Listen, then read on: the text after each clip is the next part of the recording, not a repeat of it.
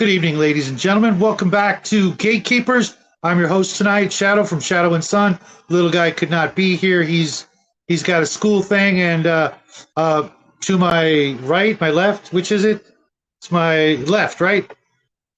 Sure. Is our good friend Jade from Jade's Tabletop Tavern. How you doing tonight? Doing all right. Glad to hear it. Glad to hear it.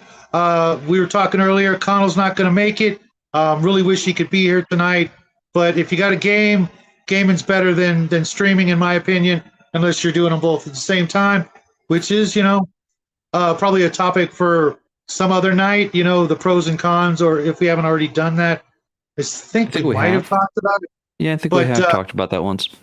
And Bruce will be here after he takes care of a couple of after-work activities. Give the wife a hug and a kiss for us, and hopefully she'll, not be too upset. I get a little bit of flack every now and then, like tonight, for not being able to do my son's thing, but he sprung it on me last minute, and I planned this a week ago.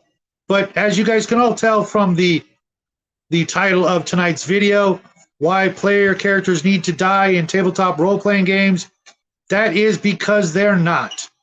So often I'm hearing from all over the gaming community how player characters just don't die anymore, or if they do, it's just a minor setback, another case of, just wanting to keep the players at the table. And to be honest, I come from the oldest of old schools, playing all the way back in the 78, 79 era, where making up a character took more time to buy your equipment than to roll up the character. And while that's still kind of true, less so nowadays with, things like Pathfinder and the new Dungeons and Dragons. It seems a lot harder to make up a character. I played a game with my son's friends. I dungeon mastered a game of AD&D this last weekend for them. And it, even though they had never played AD&D, one of them never played a role-playing game before. One of them was a 5e player. All three of them had their brand new characters rolled up and ready to go in about 15 minutes tops. And that was with me helping them and them buying their equipment. I gave them some time to buy their equipment as we were playing because, they only had so much money. What's the worst they can get into? And we just wanted to get the game rolling along. But, nowadays, it just doesn't seem to be a thing anymore. Howdy, Max. The link's in there if you want to pop in and join us. We're going to talk about why player characters need to die and die more often and stay dead. It seems to me, from what I've heard, I could be wrong, in some of the newer games that, referees are encouraged to not kill off the players or give them, multiple saving throws versus in the old days, you got to save or die. That's it. If someone hits you with a death spell, you fail, you're a corpse. Nothing's going to bring you back short of a raise dead or reincarnate or resurrect or a wish. And back in the day, those things just weren't going to happen. No one's going to resurrect a first level character for less than, a mountain of gold, let's say, or some horrendous Faustian bargain to bring that character back. And why would they? You're a first level farm boy. Why? Why are they going to bring you back? True love? Maybe in the movies, but at my table, no. Just make up a new character. Make up his older or younger brother who's come to see what happened to his brother or sister and avenge their death or something like that. That makes for a great backstory to a backstory, if you know what I mean. The character went on an adventure, never came home. Now, Timmy wants to know what happened to Tommy, and lo and behold, he's rotting in a dungeon because the player characters barely made it out alive and had to leave him there. Maybe you might find some bones, maybe a blood smear. That's it. Let's move on. Find out who killed the previous character. Okay, Bruce. I do miss the save or suck stuff, but the Gorgon did manage to put one person out of play. My version will have a lot more save or suck spells. My home rules will be at least 400 pages. Looking forward to that. I expect an autographed copy the same with all of you budding game designers out there. Not asking for a freebie. I'll pay. I'll pay for shipping. I'll pay for the rule book. I'll pay for the autograph if necessary. I just want my collection to be full of books by all my good friends out there who've decided to write a role-playing game. I've tried several times and written some stuff, but my reasons for not continuing are pretty long and extensive. We're not going to go into that. Sean Cherry says it was rolling up characters back in the day with the OSR. You shouldn't be spending more than 5 minutes rolling up a character. Yeah, I meant the fact that I had to spend my time between 3 different kids and then get them on to buying their equipment. Bones, I live bones. Bones are my thing. Yeah, I like bones. I like rolling bones. I like Reaper bones, but not the white ones, only the black ones, which are actually gray, which is weird. But the Reaper white bones, don't buy them. They suck. They're gonna droop on you and wilt and make your dragon look like he's praying to the porcelain god. I painted up a white dragon a while back and mounted him. It looked great. 6 months later, bloop, looked like he was eating out of a dog bowl. So back to the topic at hand, or at the bottom, or whatever you want to call it. The current trend to keep player characters alive just irks me. Like I was talking to Jade earlier, I've been in a couple of games recently where I'm pretty sure I should have died but didn't. Not because I went to 0 or anything like that, just that the monsters just didn't, they had me. I was down to a very low amount of hit points, and all it would have taken was one more swipe, and I probably would have, gone below 0. And we're going to talk about that too, the different rule mechanics, what constitutes death and unconsciousness. I have an old tip from way back in the Unearthed Arcana that I should probably break out, but that really covers how to deal with that, kind of along the Princess Bride, mostly dead kind of thing. But we'll get to that as we get to the questions. You're not supposed to put them in the sun. No, they were in the house. They were above the fireplace on the mantle, but that doesn't. I tested. It doesn't get hot enough to do that. It's just the weight. The dragons all their weight is balanced on their 2 little back legs, maybe the tail, but they just and even the hot water trick. Putting them in boiling water, then putting them in cold water as you straighten them out works for a while, but eventually those spears and heads will droop.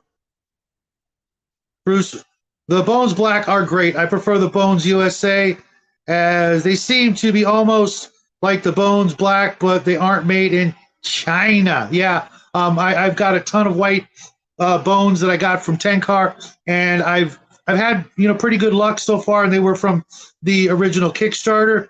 Adding Max to the stream. Welcome, sir.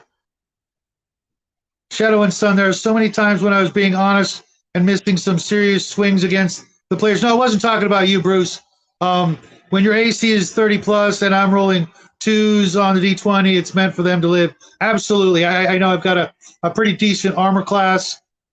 Max, how you doing today? Behind on everything. What's going on? Welcome to the world of adulthood. We all are. I'm glad you could make it. I hope this topic is at least a little bit intriguing for you, because, like I said, well, I already took exception to something that one person put out there. Although I will caveat that with if you're playing an OSR game, a D&D style game, yeah, I get it. It take 5 minutes, make a character, get back into it. But I guess maybe it's because the video I'm posting up right now is how to create a character for a specific game. I think that the whole idea of it only having to take 5 minutes to make a character is also utter nonsense for certain games. And it's all over my Discord where it's like, oh, I don't want to die in this game because it'll take me 20 minutes to make a character. I don't care. Palladium's a good example. Try to keep your damn character alive then. How about they figure that out? Mm-hmm. Palladium's a great example. Yep. But one of my things I've always done, because I don't run a lot of Palladium. I have in the past, but even then I made the players make 2 characters. You got the buddy system going on. One of them really ought to be a healer of some sort, because I'm not handing out potions, unless, that's, a legitimate find for the characters, no matter how they find it. If it's not legitimate, I'm not throwing them in there just to keep you guys alive. That's not my job. My job is but I'm not playing Diablo? Right, yeah. Sean Cherry says, I had a TPK after about 18 months of campaign. The highest character was level 4. Can't even imagine what game that would be after that long. Must not have been a lot of things that garnered XP, or maybe the system is weird, because most systems should have a kind of a well-written way to earn XP, and the player character should have that, like a photocopy of that, right, at their elbow, so that they can go, maybe I should try this. Maybe I can do this to try to earn some XP, to make them think, especially the Palladium system, the Arduino system, thinking, coming up with ingenious plans. It's only a couple hundred here or there, but you know what? At the low levels, that's when it matters. Because once you're, second, third, fourth level, you kind of got a really nice cushion of hit points or abilities that should be able to keep you from just, one swipe and you're dead. Like in the old days, you roll up a fighter who's only got 6 hit points, and I roll a D8. There's a 20% chance you're dead right there every single time you go into combat. There's some things to be said about the players and the game master, and you have a great comment on there. At a TPK about 18 months of a campaign, the highest character was level 4. Man, I've been talking with people about leveling up, and again, another thing that they're arguing about is like, if I'm only level 4 after 18 months, I'm leaving the game. Man, if I'm only level 4 after 18 months, I love that game. Like that's just the way. I don't need to level up. But going back to what you were saying, if you have a character, or like if you have a party that are just murder hobos, well, guess what? It works both ways, buddy. And number 2, absolutely, the dungeon master. I hate the word balance, but the dungeon master needs to create encounters, scenarios that the characters can legitimately not defeat, but survive. And the way I do it is I always give the characters an out. Whether it's running away, whether it's burying their heads in the sand, whether it's just full frontal assault, whatever it happens to be, I always give the player characters an out. If they choose to take it or not, that's on them. And then when you die and have to take 45 minutes to make a new character, because I'm playing a game that, probably isn't just 6 stats and hit points, let's move on, you can keep crying. Mm-hmm. Yeah, and that's part of, part of the issue. Like I said, in the old days for us, we died a lot. We died more often than not, and that should be the case in those old games. Now, if you're playing anything, I imagine past first edition AD&D, because I've been looking at second, and that also is a little bit, less lethal. Yeah, it's got some hit point bloat in it, that's for sure. So you've got that buffer for both, the DM and the players to not one hit kill them with every monster, that's like equal level, let's say, but there is one thing that second edition has, and I don't know if first or any of the previous editions have it. I just don't know. But system shock rolls. If you take half your hit points in damage in one hit, or I can't remember if it's one round or one hit. Somebody can fact check me on that one. Either way, I think it's one hit. And you roll a system shock or you die. Yeah. Kaput. End of story. Done. 3.5 called that massive damage. Anything over 50 hit points or half your hit points, save versus death. Absolutely. And no worries, Malachi. You can always rewind it after the show. But just me ranting on why player characters need to die. And we're going to actually start with the questions and see what your guys' responses are to this. Hopefully Bruce will be in here before the first question ends, and if not, we'll just we'll move on without him.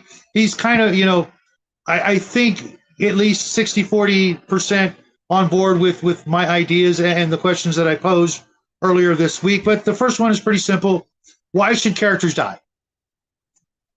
Jade, you were here first. Man, why should they die? Well, I mean, it proves that the stakes are real. that they're not just playing for bottle caps. They're playing for keeps. Well, if it's Fallout. Okay, that might be fair. But no, it's very much a scenario where if your players have no fear of death, what are they fighting for? Like, if death is only a minor setback, what is the actual challenge there? Death should be permanent, and players' characters should die on occasion. I'm not going to say they should die every outing, and I'm not that cruel of a bastard. But I do believe that characters should have the potential to be killed in especially in combat. Adventuring is supposed to be the most dangerous, lucrative job in role-playing games. Like, being an adventurer means your life is always on the line, and but the trade-off is your rewards are huge typically. If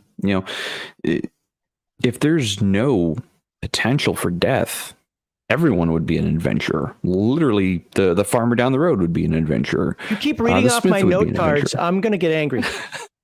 That's the third. Like, I have 3 things written down. You've literally covered all 3. Just skip me, because Jade's just speaking for me right now.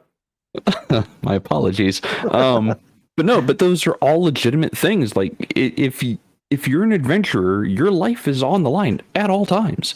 So death should always be imminent. Maybe not, scripted, but definitely imminent. Yeah, you definitely took a couple of my answers. That's why I'm going to let Max jump in and try to get at least one out. Let's see here. So the 3 notes that I wrote down was first of all, it just makes sense. Life is life, right? We all live our lives, and it doesn't matter if you're a hero. They're real heroes in this world. Got a lot of people that have fought wars, that performed heroic acts, and it can just happen. And it's going to happen to all of us, to the best of us. As Jade said, let's move that a step forward here. Adventuring is hard. If it was easy, everybody would do it. Everybody would do it.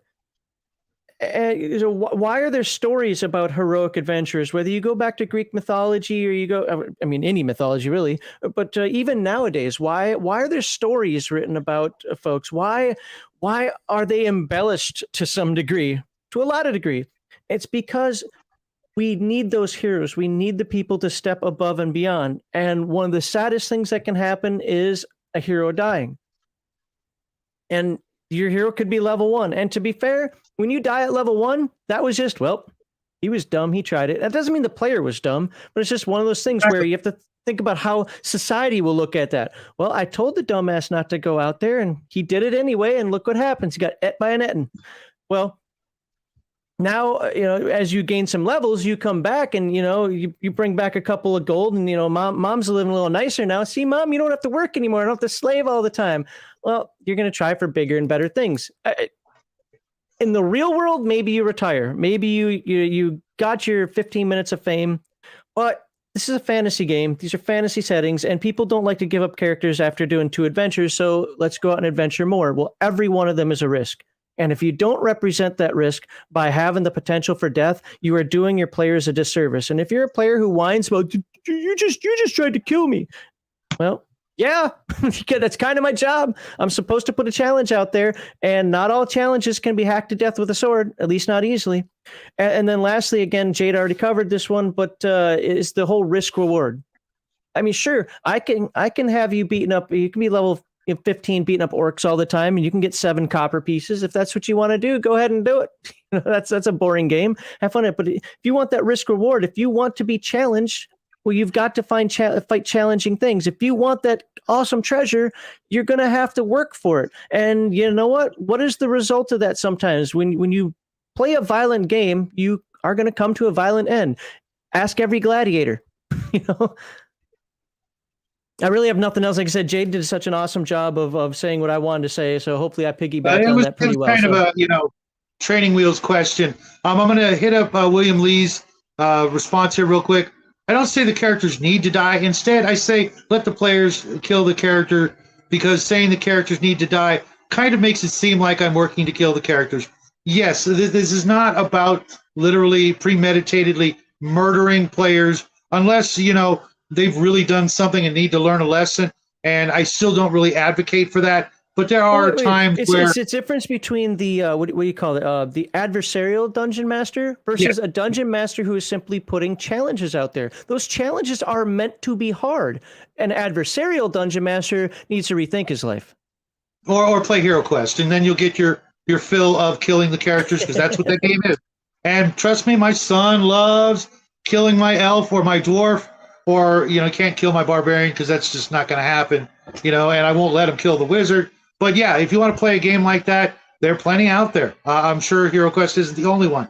My number one reason is to let the players know that I will do it.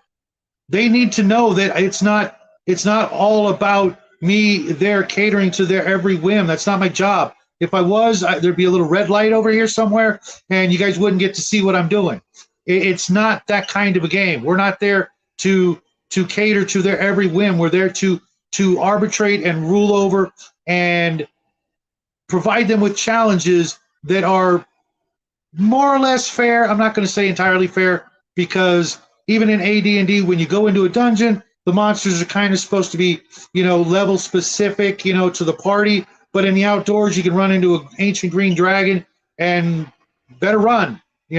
It's just the way the game was designed. And over the years, things have changed to where, it now seems to me like our job is to just babysit them until they become so powerful that nothing we throw at them will hurt them anyways. It's just the illusion.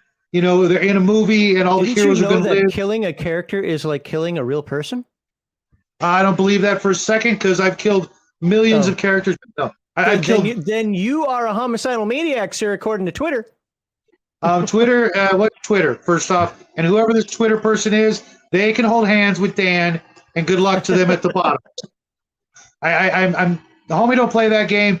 I'm there to provide a challenge for everybody and an enjoyable experience for me too. I'm not there to do something that costs a lot more money, if you know what I'm saying. I'm there to make sure everybody has a roughly equally good time, but at the same time, I'm not going to, make sure that happens at my own expense. The Dungeon Masters already have a difficult enough job. Otherwise, there would be more Dungeon Masters or than players, and that's never been the case. Almost no one wants to do that anymore, and I wonder why, when they're, pretty much just, catering to their every whim. That just doesn't sound like something I want to be a part of. I'm going to root for the players, but the monsters aren't going to just be, paper tigers that, whoosh, dead, maybe at the beginning when you're dealing with kobolds, you can just kick them. But, as they start growing in. The DCC funnel, huh? The DCC funnel? When you have 2 hit points? Yeah. I'm not going to do that. Real quick, Bruce, some people plan poorly, and that is the harvest. Congrats. You've earned your death, honestly, by taking on a gargantuan blue dragon, thinking that some fiat character would save you. Yeah, I'm not even going to throw stuff like that in there if they really have literally 0%. But if they've got a 10, Bruce gave them an out. With his blue dragon, Bruce gave him an out. The dragon said, "All right, well, I will let you leave. Just drop your stuff."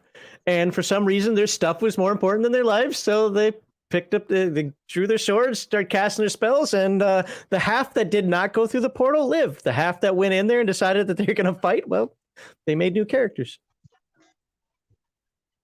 I think the way Bruce ran that was well. So. I've always joked that at the start of every, session planning, I'm designing encounters to wipe the party. And I've always joked about that, and I do to an extent. Like, that's how I used to challenge my party, was I would design encounters that should wipe a party of that level.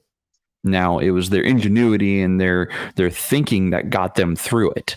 So I rarely killed player characters because they were able to outfox my maneuverings, and I wasn't going to change my my enemy NPCs or my monster AI just because they had done something I hadn't thought of.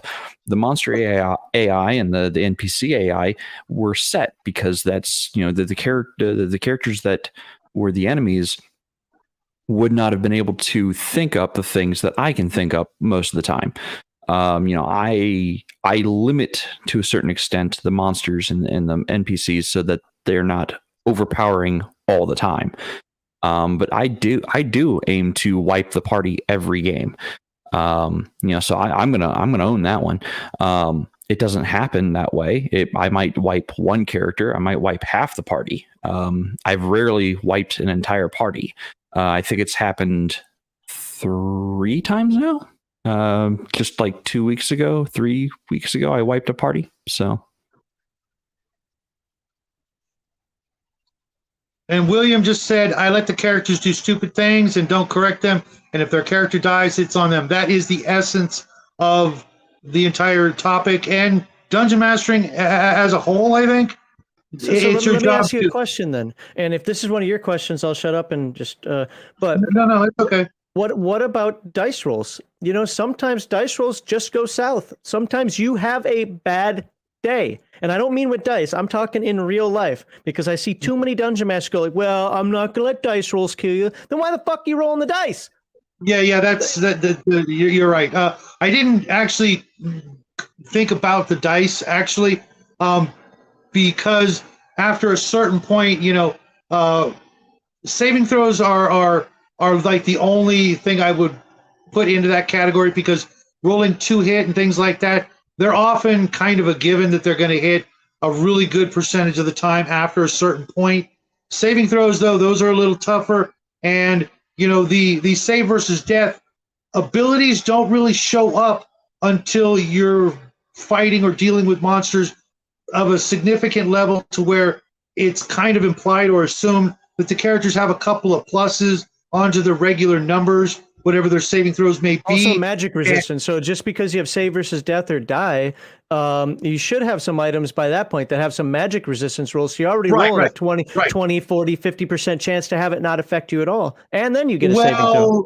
Well, maybe I'm misunderstanding what you mean by magic resistance. In the old days, you didn't even have magic resistance until you were 11th level. And then it was like 5% depending on the difference between the level of the attacker and the defender. I'm talking like items, like you could have like a cloak, like a plus one. No, I'm not even talking the +1 stuff. I'm talking like actual magic resistance. Like you could have a cloak that gave you a 20% chance to resist magic, which means even a magic missile would dissipate on you. I've never heard of such a thing in 1st or 2nd edition. It's in 2nd because I ran 2nd all the time. It must be in the Encyclopedia Magica because I just went through the Dungeon Master's Guide of 2nd edition just this week, and I don't remember seeing anything like that. But even +1s, 2s to 5s, that's a 25% chance on your save, and that's as good as a magic resistance. In my opinion, in the long run, if they save and it's a death spell, then nothing happens, right?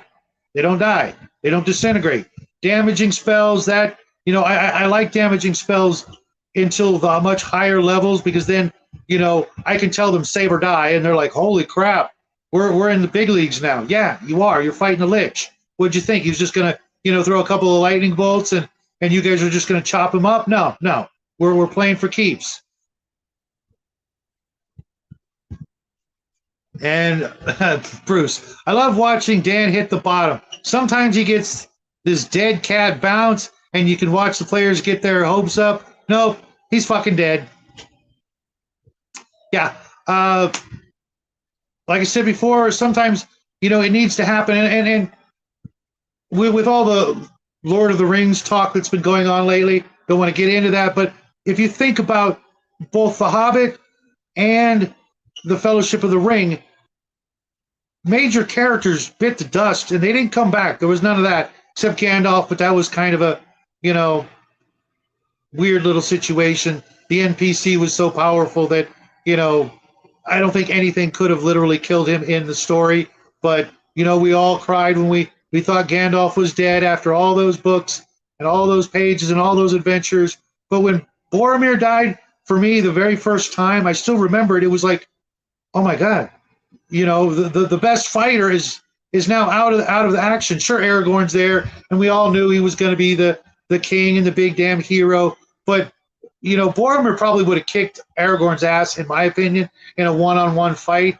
That's just me. If it was just stats versus stats, not plot armor versus plot armor, I think Boromir would have taken Aragorn out. He was the toughest fighter, and even in the movie, the last time I watched The Fellowship of the Ring, my house was dead silent when they came out of the mines of Moria, and Boromir was dead, and it was just like, nobody, you could hear a pin drop, because it was a big dramatic moment that had an impact, and that's also a great reason to let players die, or characters. Don't want anybody getting all weird out there, but when a character dies, it shouldn't just be, oh, it's just another, roll up another one.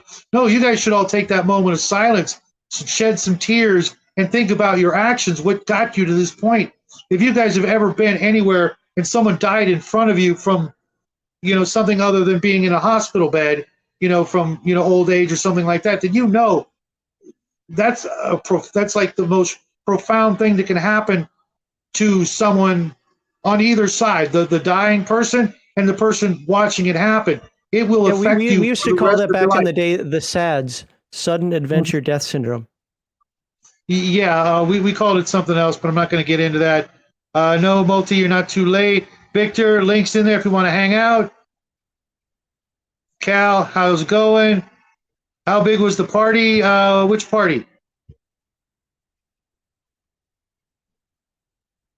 I'm not sure what he's talking about. I dice rolls as fate. Sometimes it's with you, sometimes it's against you.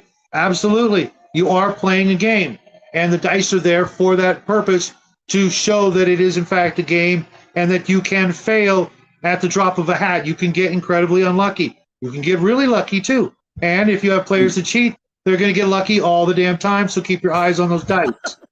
Well, I'm not going to say that they're necessarily cheating. For me, back when I first started 3.5 and or 3X or whatever, I had characters die left, right, and center until I realized the math curve of things, and I was able to min-max the ever-living hell out of my characters, and I became exactly what I hate. I didn't learn to hate min-maxing until much later in my gaming career, but I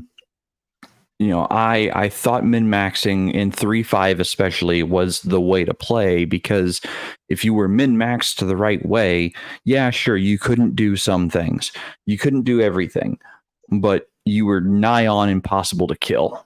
Like if you knew how to work the system over, and a game master, it's not that they wouldn't allow things. It was all core material. So, I mean, a game master could decide, hey, I'm not going to allow that. Sure. But the min-maxing really became prevalent as a means of, I will not die to bad dice rolls. That was a whole thing of min-maxing, especially for 3.5, is I will not die to a nat 1, because that is utter shit. And that is why I min-maxed. That's why a lot of my friends min-maxed. That's actually why I was taught to min-max from my friends. Can I ask you a question about that? Because I find that very intriguing. Why was that such a big deal? And I mean this in all seriousness. I mean, was it one of those things where you just thought it was a stupid death, or what was it about the fact that, well, I rolled a nat 1, and usually you have to do more than just one, but let's say you had like 3 or 4 bad die rolls in a row, the game master had a couple of good ones, and clunk, you're dead. I mean, what is it about that says, no, I can't let that happen? So for me specifically, my dice rolls were so terrible. People were handing me a brand new die every game session, just in hopes that I would roll something higher than a 5. I literally could not roll higher than maybe 8 on most nights. And that was even on, literally all of the dice. Like, none of the dice would ever roll above half, ever. And I don't know if it's because I just had shit dice, if I was just having really rotten luck, because I had a lot of rotten luck. It's just, now that I'm starting to finally get the good luck. See, statistics works. Yes. I just had to spend, all that time on the other side of the bell curve for so long. But no, so the reason I min-maxed was because my dice rolls were utter disastrous, like just absolute crap all the time. The common joke at pretty much any table that got to know me was like, oh man, it's Jade. Well, we don't have to worry about rolling any ones because he's going to roll all of them for us. Yeah, I mean, that was the common joke. Like, I could not roll a 20. I could not roll a 19. And again, it was probably just really bad dice or really unbalanced dice. So yeah, that's why I min-maxed. That's really Jay, why I real quick, min-maxed, is because of that. I believe it was Cal was asking what level was the party that you were talking about earlier? So the game that I TPK'd, so the 3 TPKs I've had, the first one was like a level 5 party in 3.5. I threw a pack of gorillons at the party, which if you ever run 3.5, out of the Monster Manual 1, gorillons are the most unbalanced thing in that book. They will literally rip a party to shreds at appropriate level. And that was my mistake. I didn't thoroughly read.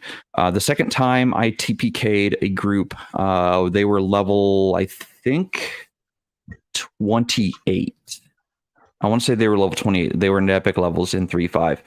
And I wiped the party while they were fighting a Colossus, which exudes an anti-magic field out to 100 feet in all directions. And their fighter just could not tank the damage. This last one, I was using Index Card RPG.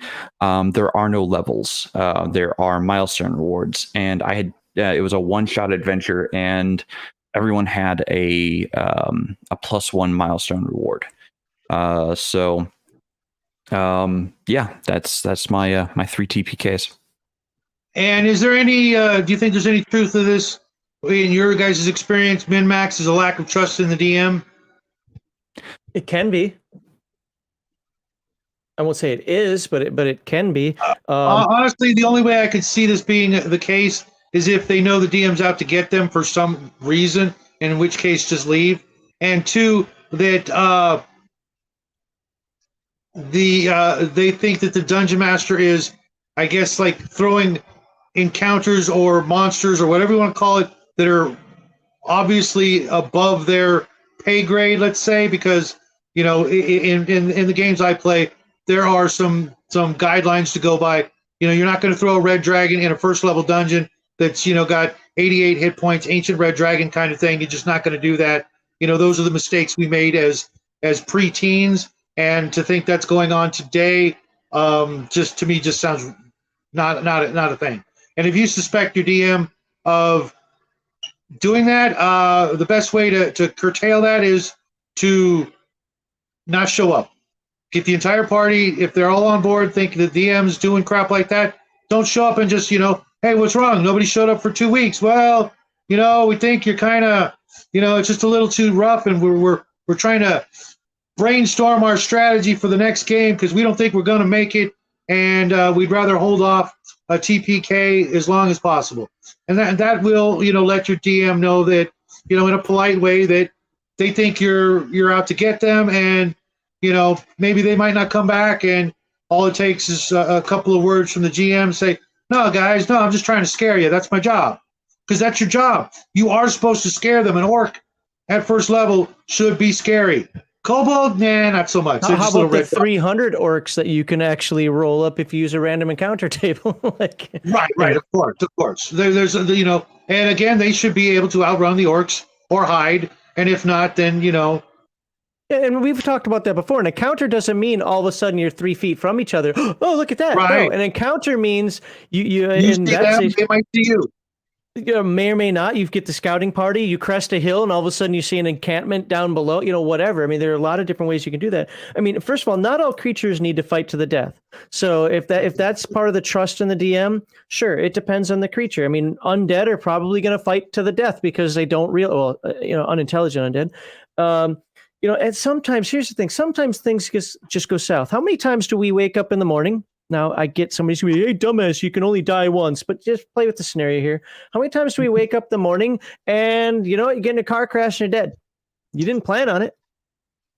You know what? You decided to argue. To me, but yeah, I have literally gotten up and been in a car crash and could have died. Yeah, but I'm still here, so yeah. You're stupid and you argue with the police and you get your ass shot because, you know what? You're charging one with something that looked like a knife.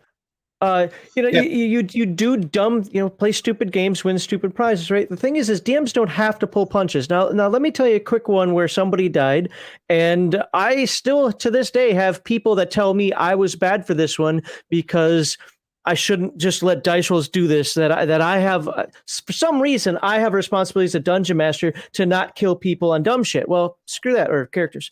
So.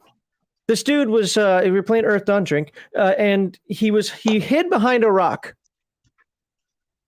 And there are 3 wyverns floating overhead, looking down at him. And he's like, but I made my hide roll. No, you didn't. And who cares if you made your hide roll? They're floating overhead, looking down at you.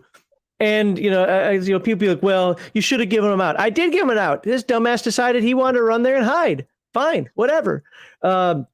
But you shouldn't kill characters on side adventures. You shouldn't kill characters. Yes, you should.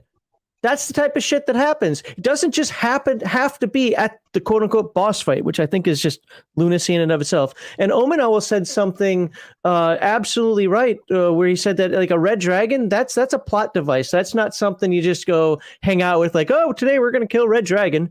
At least in my games, I completely agree with him on that. You might. Well, a red dragon you're probably not going to talk to. But the point that I'm making here is sometimes the characters are going to die and it's just going to be dumb luck, a bad die roll. I think it's happened to all of us.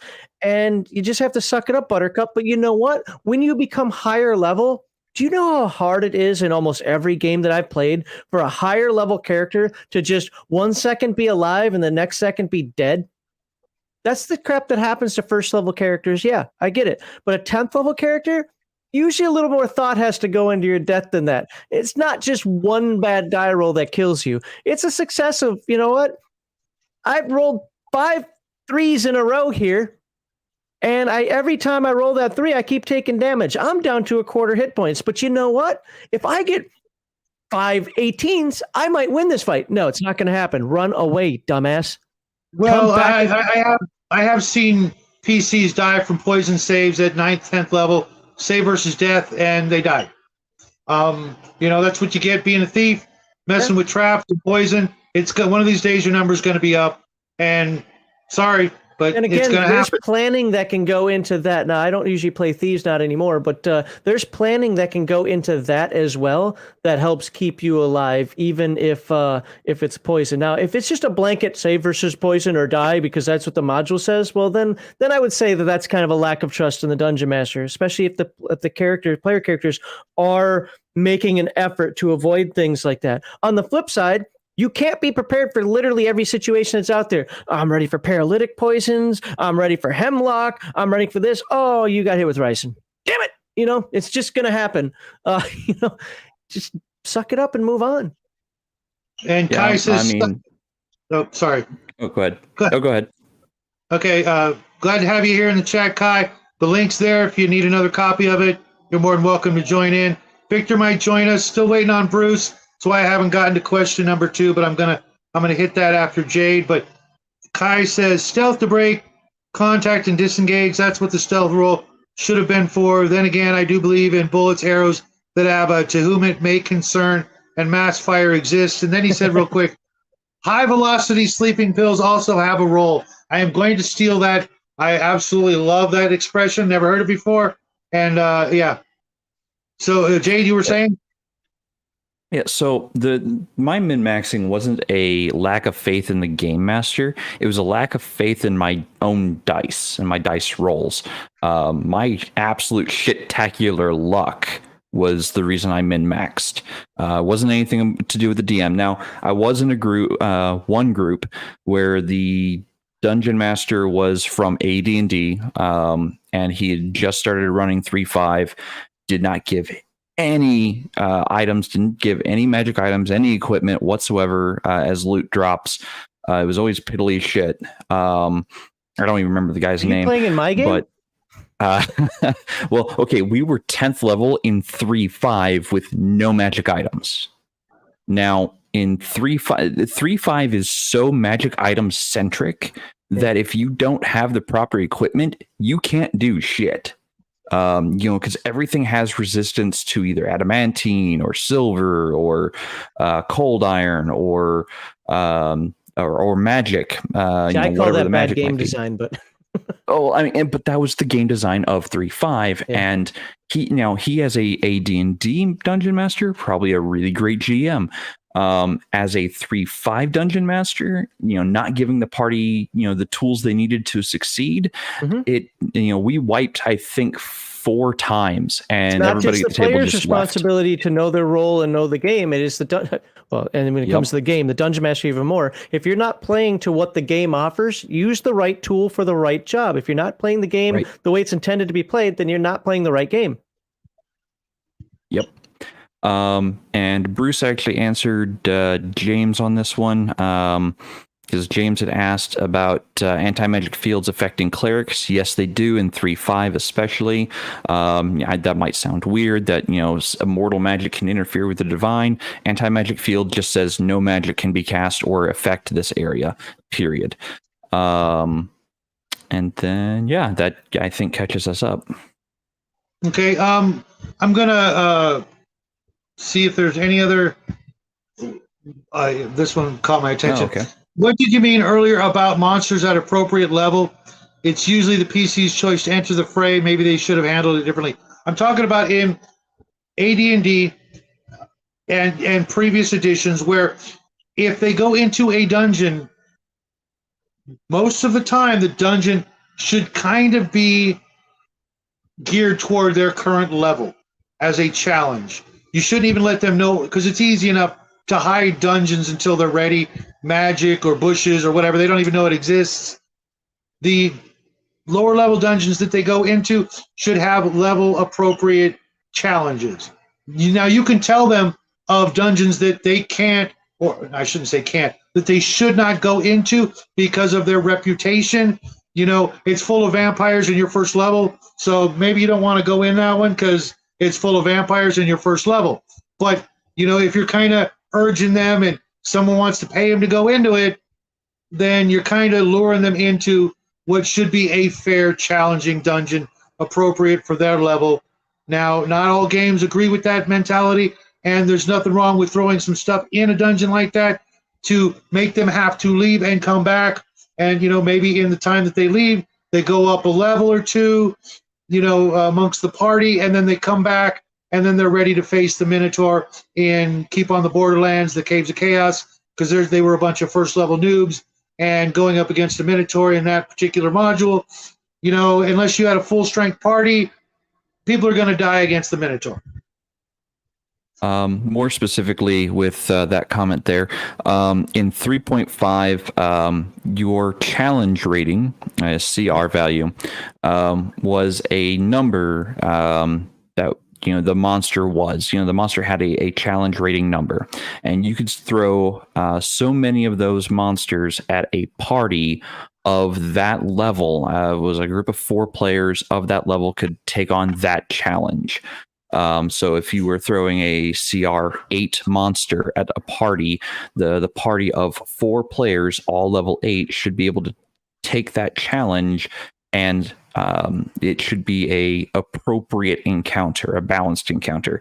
You could play with that number, I think +4 or -4 to make challenges harder or easier.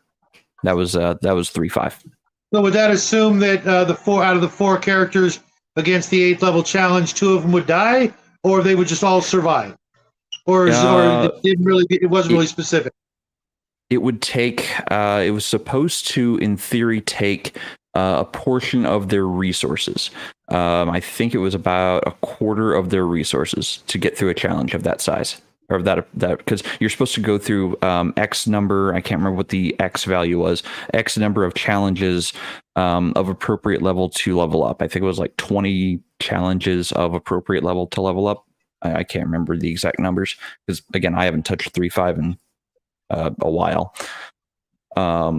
So it was based on the XP reward, as well as the party's level and number of players. Now, if you had more players than the standard 4, you would reduce the challenge or the party's effective level comparatively to the monster's challenge rating.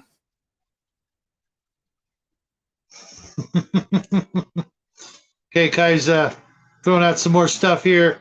You bypass those resistances through brute force because I had so many of those kind of GMs worked hard to maximize the damage to overcome it.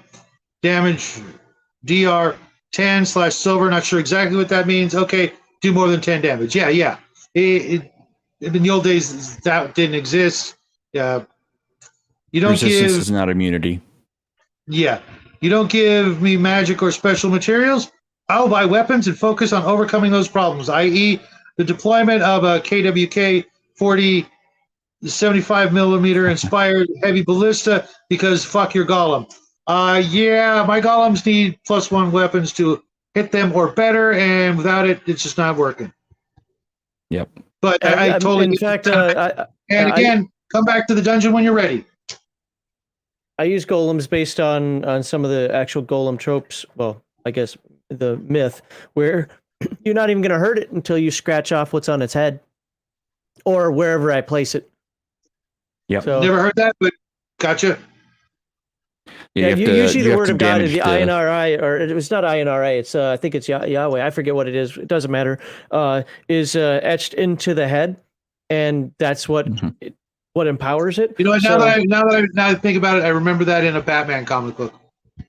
That's actually the Jewish tradition of golems. Right, it was fully the Jewish type of golem, which was very interesting back in the day when comics were comics and not glorified toilet paper. James Seymour, why does an encounter have to be balanced? Give the players warning that something is more powerful and let them decide. I was clarifying that, one, it is a game, and a game has to be fair for all the players to want to play. 2, in the wilderness, you never know what you're going to come across, and that's where the DM gets to play around with those kinds of encounters. In a dungeon, like I stated before, it's kind of a mutual agreement that the dungeon is not just going to kill all the players in the very first room, save, die, okay, game over, let's make up new characters. It's called Dungeons and Dragons. Other games have different philosophies on encounters. I was just going by,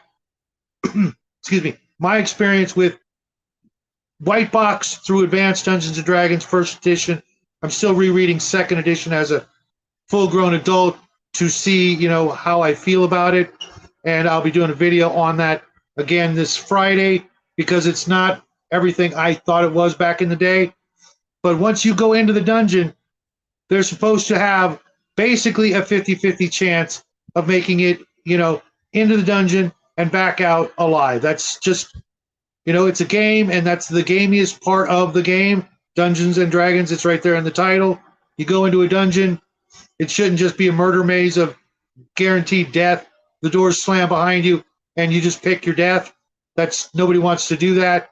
I mean, maybe someone wants to do that, but it's probably a really sadistic dungeon master and not players who've spent, months, weeks, or years playing and investing in a character that is going to suddenly go into Tomb of Horrors thinking everything's going to be peachy keen because that dungeon was designed to be just that, a murder maze that nobody is supposed to. That's also a tournament dungeon. I mean, one of the things that I do when I create dungeons is, first of all, if it's near a city, even if it's near farmland, chances are it's already been explored.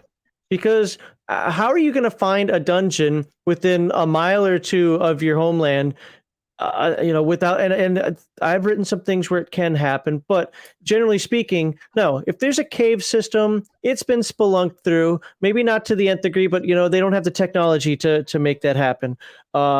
You're just not going to find something. Yeah, sure. Maybe there's some ruins, 5 miles away, half a day's travel away, something like that nobody just hangs out at. So sure, maybe some orcs can move in temporarily or something can happen, but ultimately speaking, you're just not going to have like, well, what the hell? How did 3 beholders, 9 dragons, and a family of storm giants make its way into this dungeon? That is so weird, when it's just right down the road. Like that reminds me of a topic for a later time, but yeah, I was just talking to a good friend about those kinds of dungeons that are absolutely retarded, but yet so prevalent in the old days, where you would find monsters trapped in rooms by a wizard, and they were just waiting for the player characters to come along and kill them.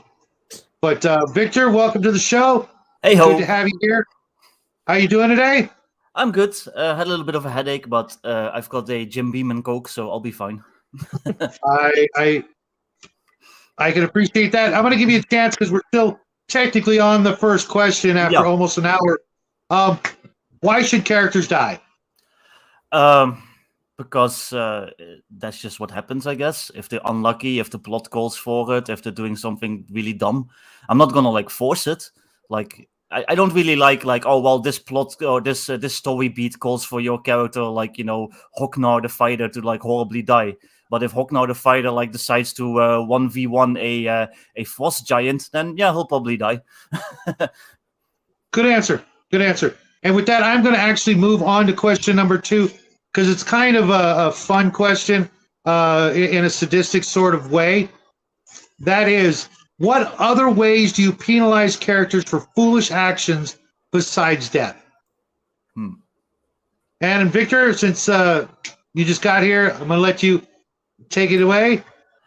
I always enjoy crit tables that give lasting injuries and stuff like that. Like you might lose an eye or an arm, or you might get a concussion or something like that. Or you can have a monster that does a level drain or takes a bit of your constitution away, and then you have to go 2 weeks out of your way to find a temple to find some priests that can reverse that stuff. So there's a lot of ways you can mess with players without outright killing them. Cool. Max? Right off the bat, I don't like the term penalize, because to me, the game happens as the game happens. And you're not penalized for just because you have bad dice rolls. You're not penalized just because you did something and it didn't work the way you thought it was going to. I'm not saying this about you. I'm just saying, just generally speaking, this is part of the game. All of that stuff is part of the game. Getting stabbed in the back of the neck by a monster critical hit just unfortunately happens. I'm not penalizing you for it. Now, with that said, things I will do to penalize, if you want to call it that, characters in terms of committing crimes or something like that, is all of a sudden now mercenaries are sent after you. Mm-hmm. The Kingsguard is sent after you. Oh, you stole something that was supposed to be turned in, and people found out about it. Yeah, you thought you fenced it, but somebody snitched. All of a sudden, the Thieves Guild's after you. Whatever. I'll do things more like that. Kill capture judge. So to speak.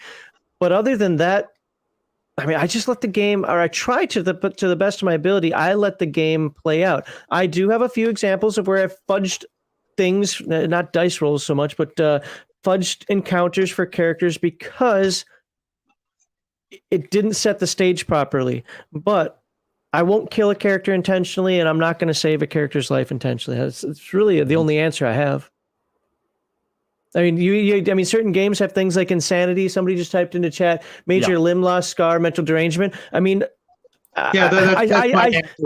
say but it was the result of the game. One of the guys in my Earthdawn game lost his arm because a cave crab, which if it rolls, and I think it's an armor defeating hit or an extraordinary hit, severs a limb. And that person lost a limb. That wasn't me. I didn't do it to him. The dice rolls came up. They fought the cave crab. They wanted to be in that cave. They kind of needed to be in that cave. And the guy decided to go in and fight it. I can't remember if he's alone or not, but either way, they ended up beating it, but he lost an arm. That's not penalized. That's just how the game goes. And you know what? It could have been his noggin. He should have been happy. It was just his. Actually, he was. He played that character really well. But anyway, you get what I'm saying. Like it's just, I don't know. I let the game play out. And, you're talking before about dungeons, like dungeons should be, level appropriate or whatever. I generally agree with that. I actually do agree with that. However, you can start to get hints that maybe we've dug ourselves in a little too deep. But a good game Absolutely. will put that information out for the characters. And if they don't take the hints, just let the chips fall where they may. Well, that brings up an interesting side question, though, like about losing limbs. Does your setting allow for them to like replace those limbs, either through magic or like Nope. magitech, or like, oh yeah, like that's like my follow-up, like, is it more like low magic where like you lost a limb, now you're just like a cripple forever? Well, this was actually a high Yeah. magic world, but Okay. at least at that point of the Earthdawn and Earthdawn's crazy magic, there just wasn't, at least that I know of, at that point of the game, because this was early on in its development, where there was no just random regeneration. And he even tried to use the whole thing, but I'm a lizard man. It's called a Scrang in Earthdawn, but I'm like, no, you don't regrow your arms. You only regrow your tail. But the thing is he actually played it really well. I even gave him a -2 dexterity for anything in terms of balance or where that other arm would be needed. And the dude played the character wonderfully until he had a mishap at some point. Not due to that, just some adventure stuff, and ended up dying. Yeah. But No, I just mean like there's like a difference between like, okay, like in this world I can like find an artificer and spend like 5,000 gold and get myself like a new leg made, or I'm just gonna have to like whittle down a table leg and just have a peg leg forever. See, I would there's a save big that difference only between for that. high level characters. Yeah. Low level characters would never be able to afford anything. Well, yeah, but that like can be like a whole quest then. Like, that it doesn't have to be immediate, but it could be like, that's something they can work towards then. Like, well, I just lost an arm. Now I'm like now my goal is to gonna be like make enough money to get a new arm. Well, and find the person who can actually do it. Yeah. But that could Right, be like a whole like new I said story. Like I said in the beginning, the people that do such a thing are probably not going to charge an exorbitant fee. Yeah. Because the people that do that are usually the priests, and they're not going to bring back your first level character for free just because true love. Like I said earlier, they're going to need a substantial donation, a Faustian bargain, something like that, and it gives the players they realize hey, if Timmy dies, it's going to cost 10,000 gold in donations before they'll even think about it. So one, we should probably not die or save up our money for a rainy day. I go one step further on that. If you're resurrected, somebody else must die to replace the life that you're taking. And when you start throwing that out to players, especially when you make it somebody near to them, like an NPC or a contact, they think twice about, how reckless do we want to be with our characters? Yeah, I just think there's a big difference between like a character loses an arm and now they have like this new goal and it like shapes like the whole campaign and it like basically gives the GM like a ton of new story fodder versus like, well, I lost an arm, I better just retire my character because now I just have like a permanent like -5 to my attacks. I still say it's a bad player, but yeah. Yeah. Two things real quick, Vic. I had a player way back. He ran a monk from AD&D, which a lot of people hate. I'm a kind of a fan. I more so because of this one player. He and I didn't really get along in a lot of things, but and this was like his second character ever. He ran a monk and lost his arm. Yeah. And he went on to play. If you guys know anything about the old monk, they kind of needed their arms. Yeah. But he went on to play that character and excel in levels and eventually had a temple of other monks, and he never tried to get his arm back. He just dealt with it and became, an incredibly – sorry, guys. Noise? Sorry for the background noise. Yeah, it happens. If I go outside, I had to go outside. And he, to the point that I actually drew on my most famous map, Temple of the One-Armed Monk, and every time I see that, I've got a great story of a character who dealt with it like a man and did all the things to eventually max out to whatever was 18th level or whatever in the old books. And, he did an excellent job. It can be done. But, the occasional hook or peg leg, makes for a cool story. And eventually, maybe you'll find that artificer or somebody like that who could help you out. And again, it makes for a good story. Deal with the blows life, hands you, but, deal with them like a man. No, I would go along with it too. Because The second thing, sorry, go ahead. the second thing for me is resurrect is the highest of magics in my game, so it's probably not going to happen. You're more likely to find a rod of resurrection with a couple of charges in it, maybe enough for one person. Just Before force them any all to other- reincarnate. I hate that too. I hate that too. But I'll do that before I'll do the actual resurrect, because it to me it's, you know, of all the magics I can think of, it's like the most powerful,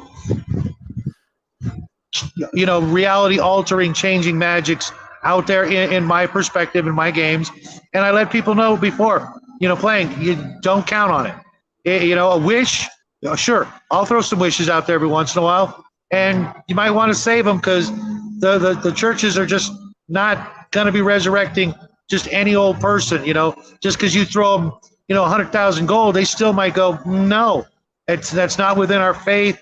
That's not, you know, the gods willed the character to die. It must be the gods' will. Mm-hmm. Now, Jade, you look like you had something you wanted to show us. I was actually looking in Iron Kingdoms. This is the 3.5 edition of the rule set. Now in this game engine or setting, you could have I think they were called actually I can't remember what they're called, but they were basically mechanical limbs. So to me, like, maiming a character was preferable to death. Now I've had a lot of pushback from my players. I've had one player get so upset that his character couldn't get a scar, his character couldn't lose a limb, couldn't lose an eye. I'm like, okay, so the game is over. You're all immortal deities. You win. Congrats.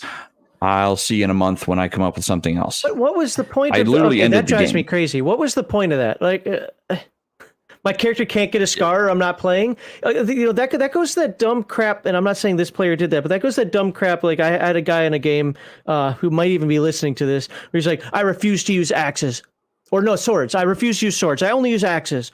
Well, you know what? Even Obi-Wan picked up a freaking gun and shot Grievous with it. Well, no, I won't do it. I will let everybody die. I won't do it. Nope, I'm not touching it. You're not a Wu Gen. You don't suffer any negatives for it other than you don't want to do it. Sometimes you have to give up that role-playing shtick for just a moment. I can't have a scar. Well, now that you do, how does your character handle this? How do you move forward now? You know, all these things. Well, I'm not playing it. Well, you're just a shit player then.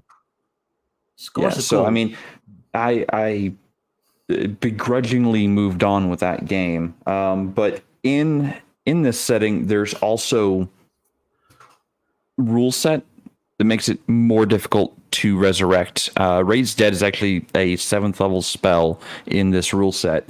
Resurrect is a 9th level spell, and there is no true resurrection. And even if you do come back, you're going to suffer a D8. The caster suffers a D8 punishment for raising the dead, first off. They can have a weakened immune system, be plagued by spirits, have temporary loss of spellcasting abilities. They can, the spellcaster who performs the resurrection can suffer some serious consequences by the gods, basically. That's awesome.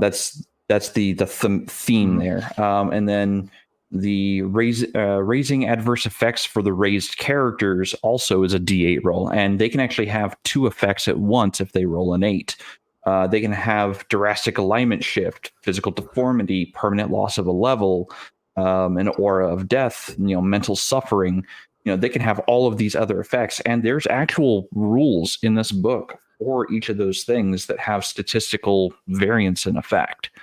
So these are the rules that I flock to if I'm running 3.5 for Resurrection, because I think they make more thematic sense. Mm-hmm. I'm actually working on a OSR space opera game, and my version of Resurrection is going to be clones, and you have to pay an exorbitant amount of money to basically get yourself cloned. But the clone is only going to be the level that you were when you made the clone, unless you pay more money to keep it upgraded. So if you die, your clone wakes up somewhere on some space station, but he might be 6 levels lower, and you're light years away from where you died, unless you your ship is fancy enough to have its own cloning tank and like all that stuff. There So are I a think lot that's of like transhumanist games that do that. yeah, I think that's like a fun little like twist on like the resurrection basically, and it's also a good money sink for players. I could see an James Altered Carbon Seymour- game like that. Yeah, exactly. That happens. James That literally Seymour, happens in Altered Carbon in the books and stuff. Yeah. So good. Yeah, that was actually a really decent show, at least the first season. Yeah. After that, I'm kind of iffy on it. James asks, have you ever had an entity, a guild, or a court permanently remove or limit a PC's magic? Absolutely. That is a great way to penalize them. And how would you do that? If, for example, like with a priest or some or even a thief, if they do something that goes against the tenets of the organization, then, instead of, just kill you, give you a punishment and, send you on your way. Hopefully you'll do better next time kind of thing. I'm not going with the paladin as an example because that's a whole other kettle of fish. But with, some of the other groups, a druid, if he does something or allows something to happen because he made a judgment call, but sometimes the judgmental organization doesn't have all the facts or doesn't believe, the defendant, so to speak, and goes with, this is, we're going to send out a message to everybody so this kind of thing never happens again. A thief losing a hand, we're not going to kill you, but we're going to take your hand and you're going to have to find other ways to be a thief, or, maybe next time we'll just, cut off something else type of thing. There's all kinds of ways that, these organizations could penalize you. The priesthood could, or the god of the priest could deny them access to spells because they keep healing people of, opposite or whatever alignments. There's all kinds of ways of going around or going about that. That's also in here. 10,000 gold. Maintain a resurrection fund or do not resurrect bracelets. I'm not sure exactly what that means. I kind of get it. But yeah, I don't like the ease in which some people can come back to life in games. It just seems like too video game-ish for me and my tastes, and it makes it too easy. It's not much different than them being able to get away with anything. It's not going to teach them a lesson. They're just going to go, oh well, I've got 100,000 gold. You only want 10,000. Okay, here you go. Cha-ching. Transaction completed. I'm back to life. Thank you very much. Let's go back to the dungeon. Nah, it's too gamey. Don't like it. And it just demeans the entire overall retelling of the story later on down the road when you're talking about the game to fellow gamers that weren't in the adventure, and you go, oh yeah, I died like 5 times, but we always had plenty of money. You've never read a story where that's the case. Even if it's written by D&D players, they don't write stories like that. They make it more Tolkien-esque or something like that, to where it's a big deal, and it should be a big deal. It shouldn't just be that easy of a transaction, just kind of like, the magic shops that are out there. Some people think it's too gamey, but, within reason, I don't see any reason to stop that. And let's let Connell come on in here. Didn't think he was going to make it. There we go. Yeah, thank you. I guess we had so many questions that it got buried. How you doing, Connell? Good to see you again. Thanks. Speaking of dying in campaigns. You just did? No. But I know you have an issue against it. I understand where buying somebody's life back should not be a matter of gold or gem. But my counter argument to this one, it could be done by deed. Yeah, Faustian agreements and things like that. There's all kinds of ways that a church or organization or entity Deeds and might quest be willing. spells. Right. Okay, now you're alive, but you're mine. Deal with it. No. Or your character doesn't come back until party does A, B, yeah, and C. It's the same thing. This needs to be done before X is accomplished. I absolutely have no problem with that. It shouldn't be such an easy an accomplishment to bring people back if you're going to allow it in the first place. Excuse me. That's why I was talking about the last question. What other ways do you penalize characters for foolish actions besides death? these are teaching tools to kind of get the players up to speed that, hey, bad things are going to happen. And after you've taken a scar or missing some fingers, things like that, there's only so many gimmies or lucky breaks you're going to get before, it's curtains for your character because, you keep pushing your luck. Eventually your luck's going to run out. Do you have any things like that you would do to warn them or let them know that, they're pushing their luck? Maybe they ought to go back to town, rest up, heal up, use some of that treasure they've already gotten and improve their odds, so to speak? I treat death as death. Sometimes if they have a cleric that can cast it, if very few of my paid gigs get up that high where a cleric says, not a big deal, boof, done. But there are a few things in Pathfinder spell-wise where you're dead, but you're dead. There's no way around it. You're dead. But it slows down that you're not permanently dead. Gentle Repose, I think, is one of them. Yeah, that just preserves the body. Right, but gives you a little more time on the clock. Yeah. Sure. So even though most of the higher magics, all they need is a piece, and that piece can be bone, and bone, is easier to carry around than the whole hand, so to speak. Right. Even to regenerate and full heal spells, things like that. Or you can just shove the entire body into a bag of holding and call it a day. It's big enough. There's that meme about the high level spells like restoring lost limbs, and then it's like, oh well, you just regrew your foreskin. Oh, yeah, I've seen that one. I would definitely, yeah. Real quick, Kai, I really, this just makes me cringe. Resurrect, Raise Dead are cheap. Reincarnate has been a fun bypass my players have abused to smuggle wanted people out of a kingdom. Oh, you want Bob? He's dead. This is Sam. He's different. I would never, ever in a million years tolerate this sort of behavior of abuse of the reincarnate spell. Why not? I mean, if somebody wants to do that nonsense and be turned into a goblin, like, there you go. You're stuck the rest of your life as a goblin. Have a nice life.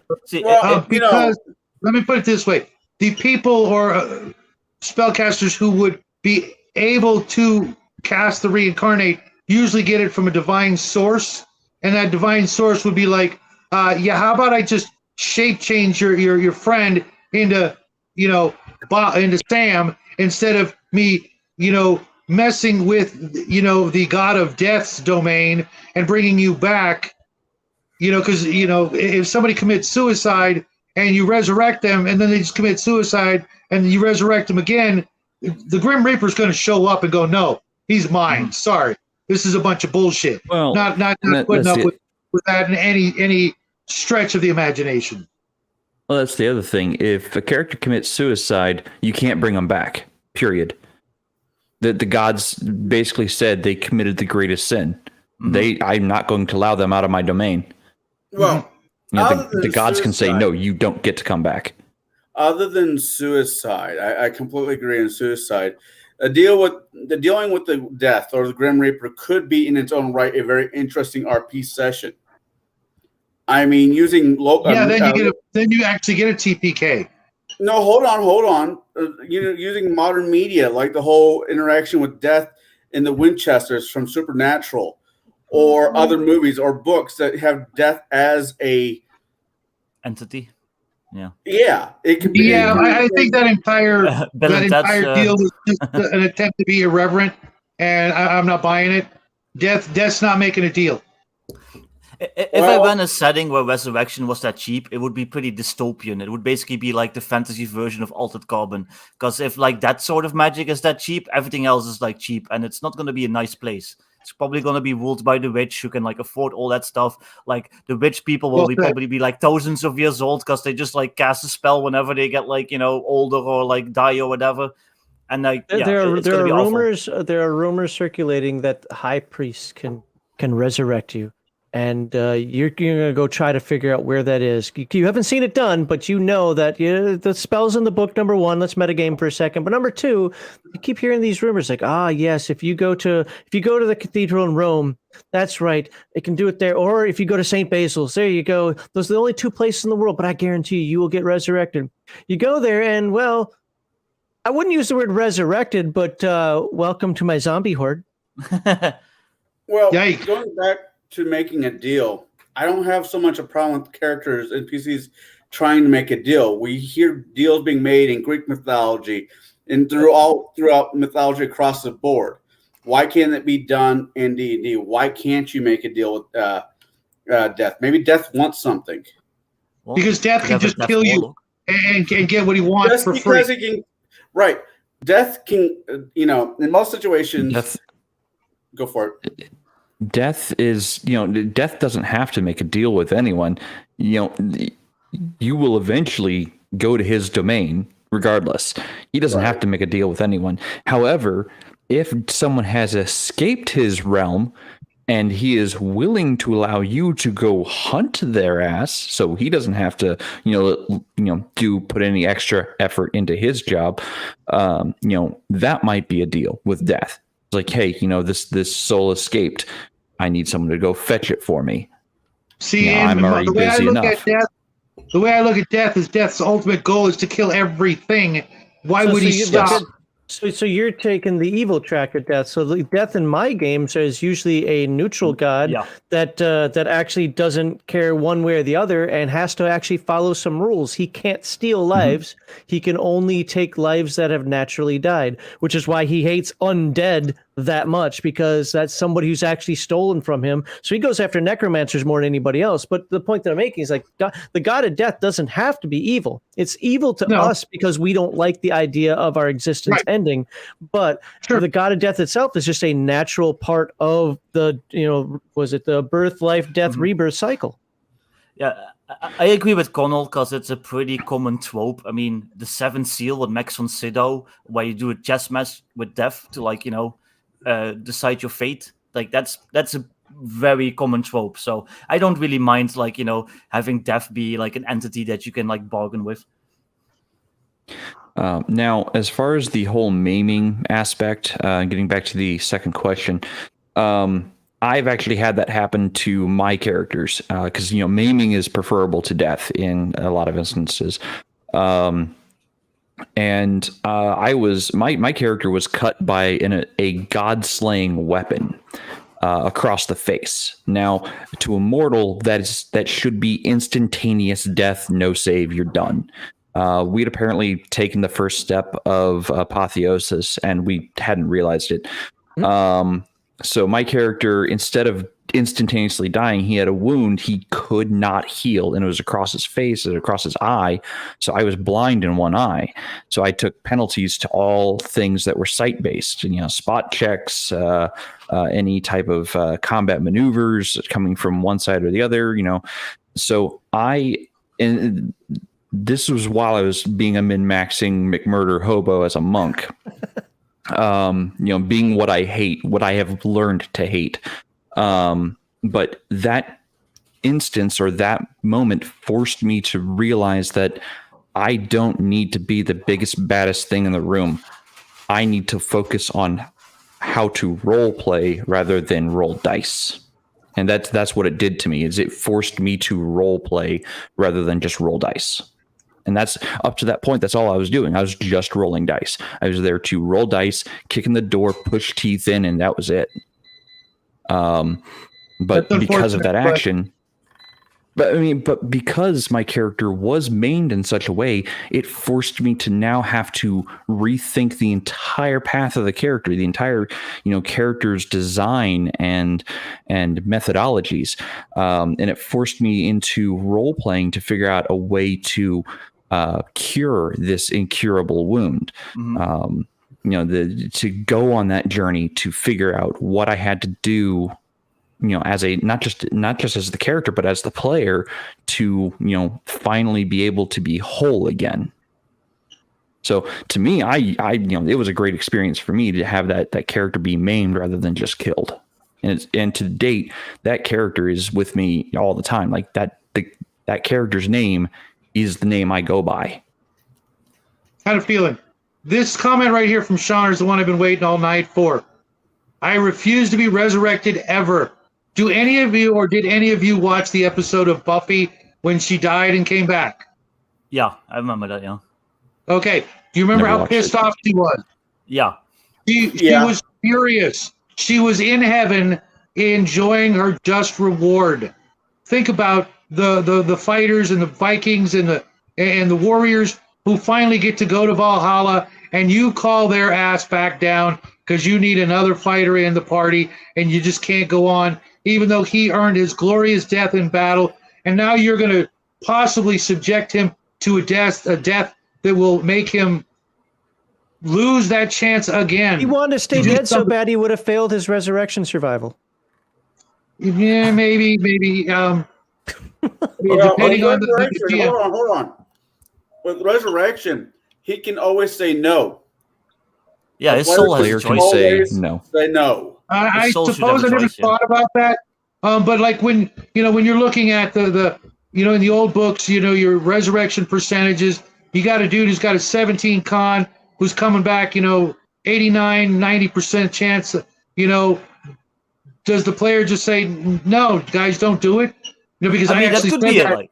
He can't say That could be anything an if he's amazing dead. twist. Right. I actually told everybody in Bruce's campaign, if I die, do not bring me back. It's the God's will. Don't you dare don't you yeah, exactly. Don't you dare reincarnate me because I'm a paladin, and in my eyes, paladins can only be humans.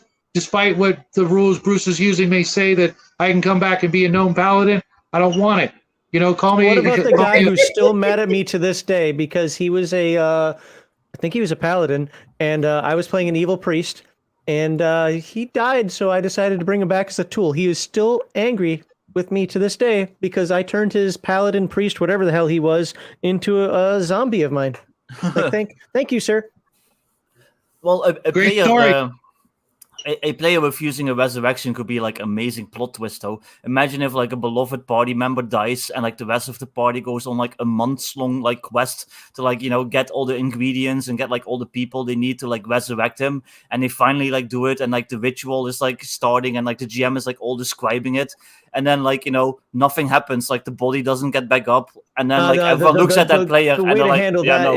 is to actually have that last story where that character comes back and actually talks to them and says, hey, don't do this, I don't want to come back. And he's like, "No, I'm make happy it here." emotional. I like that, Max. I like that a lot. Or like I've done in Bruce's campaign, I've let everybody know, don't bring me back.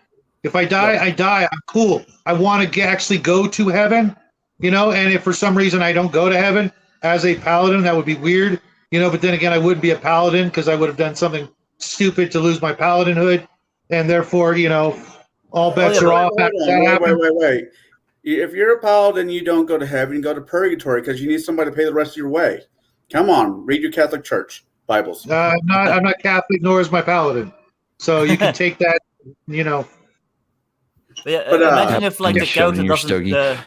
What? Imagine if the player doesn't say anything like the whole time, like he just Right, lets that's like the why I'm rest of the bringing that party up go on now. like a months long quest, and he doesn't say shit. And then at the end, it's like, yeah, no, I don't want to be resurrected. Thanks, guys, though, but I'm happy. Here. Yeah, that's why I'm bringing this up so that those of like mind can say, hey guys, here's my last will and testament. If I die, you can keep my stuff. I don't care, but just don't bring me back at all. Period. I don't want it. I'd rather make up a new character because. For example, in Bruce's game, I've already got a character not ready, rolled up, but I know what kind of character I would play now that I've played a paladin. If I die, I'm cool with it. I'm a big boy. I can handle it. I've had paladins die before. I'll probably have paladins die again. And that brings me to my next question, which is, when do you allow or force characters to die? Sometimes they want to die. Sometimes they don't want to be brought back. Sometimes they've taken so much damage or so much mental, trauma or whatever that they just want to, either die or not play that character anymore. Okay, I'm ready. I'm, ready to go off and retire and die. Leave me alone. Forget about my character. I want to make a new one. Or they've done so much stuff whatever that stuff may be, that you need to die. You've been hunted down by every law enforcement agency on the planet. They all want you dead, and you've got nowhere to go. You can't teleport anymore because they've created magic to track you down wherever you go. They've got angels waiting to bring you to justice. You guys ever have a situation like that of either of the two categories? Well, first of all, I don't force my characters to die. If my characters die because bad roll dice or a bad decision, that's on them. I'm not going to be. There's like, I want my character to retire. I'm like, okay, whatever. I will allow the retirement, but I will not allow. Because even as a player, I never did this. I'm like, don't kill your character because you want to play another character. I disagree wholeheartedly on the concept of that. If your character is not working, talk to your DM and say, hey, this one's not working for me. I'm just going to send him packing. Can I please bring in a new one? Because death should be sacred even in D&D. When a player dies, the rest of the party, it should shock the rest of the party. Oh, shit, that just happened. It once says, well, it's Wednesday of the third week of the 5th month. Tony's going to kill his character. No, I don't allow that. That's bullshit. What if the player wants to run that previous character's son and wants the inheritance? If the character, What kind of games do you play in? who, me or him? You would be surprised, and it's not. Yeah, I'm not just making it up, pulling it out of my ass. It's literally happened before. Wait.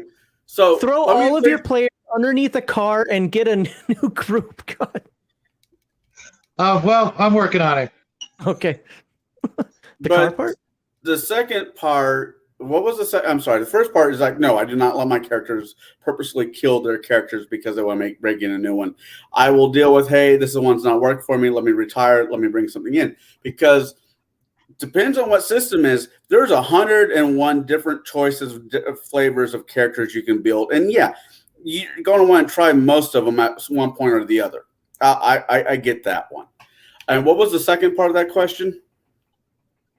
Do you ever force them to die because they've, become such a wanted criminal, or they've made so many enemies that there's just that they're out as much as I don't mind evil campaigns, I don't run them, especially at the shop, so they don't become wanted criminals. I will fuck with them a little bit, but that's never come to pass. Okay.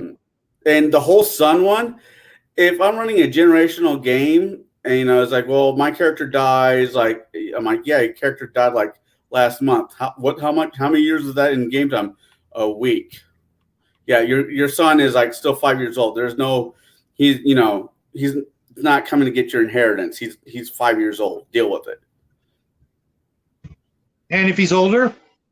Then if he wants to play the next generation of the family, sure. I mean, if the kid, I have a 6-year, my character has a 16-year-old son. Oh, okay, why not? And that previous character was, bedecked with multi-magical items and treasures beyond, Scrooge McDuck's imagination. You gonna still let that happen? Yes and no. It very much because depends. The player has agency over both characters and could go, yeah, as soon as my character's of age and I'm dead, he gets everything. Screw you, Mr. Dungeon Master.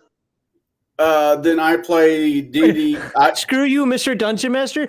I'm the Dungeon Master. God takes the gold out of the realm. Fuck off, player. That's kind of what I'm saying. It's like, oh yeah, you have all the magical items. That's awesome. Well, there was just a doubt follower of such and such god who's now worried, doesn't want to see 2 followers in the same family dies. The magic power, all the magic doesn't work. It will within time. I'm playing Adventures in Middle-earth soon, which is the 5e Lord of the Rings game that they lost the license to. So like the first 5e Lord of the Rings game. And they actually have rules for that, for like your offspring taking over from your character. Because we're doing the Mirkwood campaign, which spans like 30 years. So human characters, they might like get too old to like, keep adventuring. And like their son or whatever has to take over. And they actually have rules for that, which I think is really interesting. I'll have to get that. I think a friend of mine in Jade's might have that book. I might have to look through it. Mm-hmm. I just went camping with him, if you're wondering. Mm-hmm. But no, I mean, I haven't exactly ran into that one, but I'll play the DD card where no, he gets all of it, but no, not all of it works right off the bat. Just because you inherit a bunch of magic items doesn't mean you know the command words to activate them. There's that too. Well, and what if the player character thought ahead to put tags on all of them, lock them in a vault that only the sun can open up, blah blah blah. The player's just trying to make it so that their first level character just walks into the adventure just ridiculously over ready. Unbeknownst to you, dear player, the Thieves Guild has actually been spying on your place, trying to figure out what you've been hoarding, and has decided that your lock was actually pretty easy picking. So good job with that. You still have your loincloth and a rusty sword. Have a nice day. Well, also, yeah. I mean, if you don't like the way I DM and not like the way I handle things, there's the fucking door. Yep. Thank you for your $5. There's always tithe and tax. Yeah. Yeah. Well, so you can't just like say that. Tax. You have to do that during the campaign. You have to like put gold aside. You have to make the time during the campaign to set that up. Like, you know, a like vault that like you hire for like 100 years and like Waterdeep might cost you a pretty penny. Well, not only that, but somebody's going to start asking questions like, why is he got all this weird stone and marble going into his place? I need whatever. I need the constable go check on that because, you know, he might be doing something illicit. Well, this is my place. You can't come here. Well, actually, the Duke, the King, the Viscount, whatever says I can. So you're either going to let me in and I'm going to see what's going on, or you are going to be an enemy of the state. Well, another thought about that one is, hypothetically, let's say you have a character who turns into a saint, and he has two magical guns that he has imbued his magic and Didi's imbued magic. He's had grandchildren by now, and one of the guns have been turned evil, has been defiled. If I bring in the great-great-grandson of one Darren Fox and say, I want to play, grandson, and I look at that DM and say, okay, I want to play this, and that DM says, sure, because I'm pretty sure he wouldn't say no to that, then it's going to be an RPG session, multiple sessions on making that gear back. Yeah, I know how that gear works because I am the one who made the gear to a certain degree, me and that DM, but doesn't mean my character that I'm bringing in knows the same tricks that the previous character did. So you can't just assume as a player that, my great-grandpa had a holy sword of blah, blah, blah. Because it's a sword, it should work the same way all swords work. It's just now holy sword of blah, blah, blah. No, you have to attune to it. You have to do rituals with it. You have to learn it before you can actually... That's not the case in first and second AD&D. There was none of this attunement crap. Aren't you the dungeon master? You can make that the case. Sure. But I'm not gonna do something that's going to appear that I'm only doing it to prevent them from doing things they want to do. If it's not an established rule, which it's not in my game, there's plenty of command words and things like that. But as soon as see, for me, I don't like that rule because if I put a sword in a dungeon, it might be the sword that they're going to need in the dungeon. And I'm just using that as an example. And if they got to go leave, for a week to attune to the sword or the magic item or whatever, that kind of may let the bad guys, go, hey, that sword's missing. That sword that would only kill me is missing now. I'm not going to be here when they come back because they think I'm here. And it just changes the whole dynamic. I want them to go in, grab that new sword, and lop that fucker's head off right then and there because that's why it's there. Kind of a charges. I do that a lot, especially at low levels. I hate that idea. That just makes me look like a cheap dungeon master. I have no problem. Great. I am the cheapest dungeon master ever because I will limit the amount of magic that you get because fuck off, you're a player, I'm the dungeon master, and you need to use your skills and your abilities, not rely on magic. I get it, like 3-0, so it's a little different, but no, I absolutely will put charges on items. See, I've never had the problem ever of a character being too powerful for me to throw a greater challenge at them. I don't pop out at any level. if you want to keep playing your characters, cool. I get to play with more crazier and more gonzo monsters and situations that actually appeal to my desires as a dungeon master, as opposed to going, well, you guys made it to 20th level and the book says 20th is the top. Okay, time to retire. Nah, you guys want to keep going? Let's keep going. You want to get nuts? Let's get nuts. I have no problems with that. And I've thrown in crazy magic items that most dungeon masters would be like, never in a million years. And it was just a drop in the bucket to what the players had to work with to overcome the challenges I will throw at them.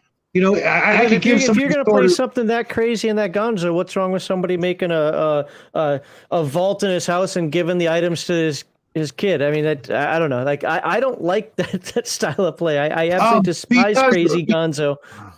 Because I do agree that there is a point where you can start out with too much and it can demean the excitement of the game when you've already got, you know, some of the coolest stuff I've ever given out. You're just passing it along. I would like for the players to grow into it and not start off the game with a +5 defender at first, second, third level. And you know, okay, well, you'll never find another sword that's better than that. So I can just stop putting swords in the game.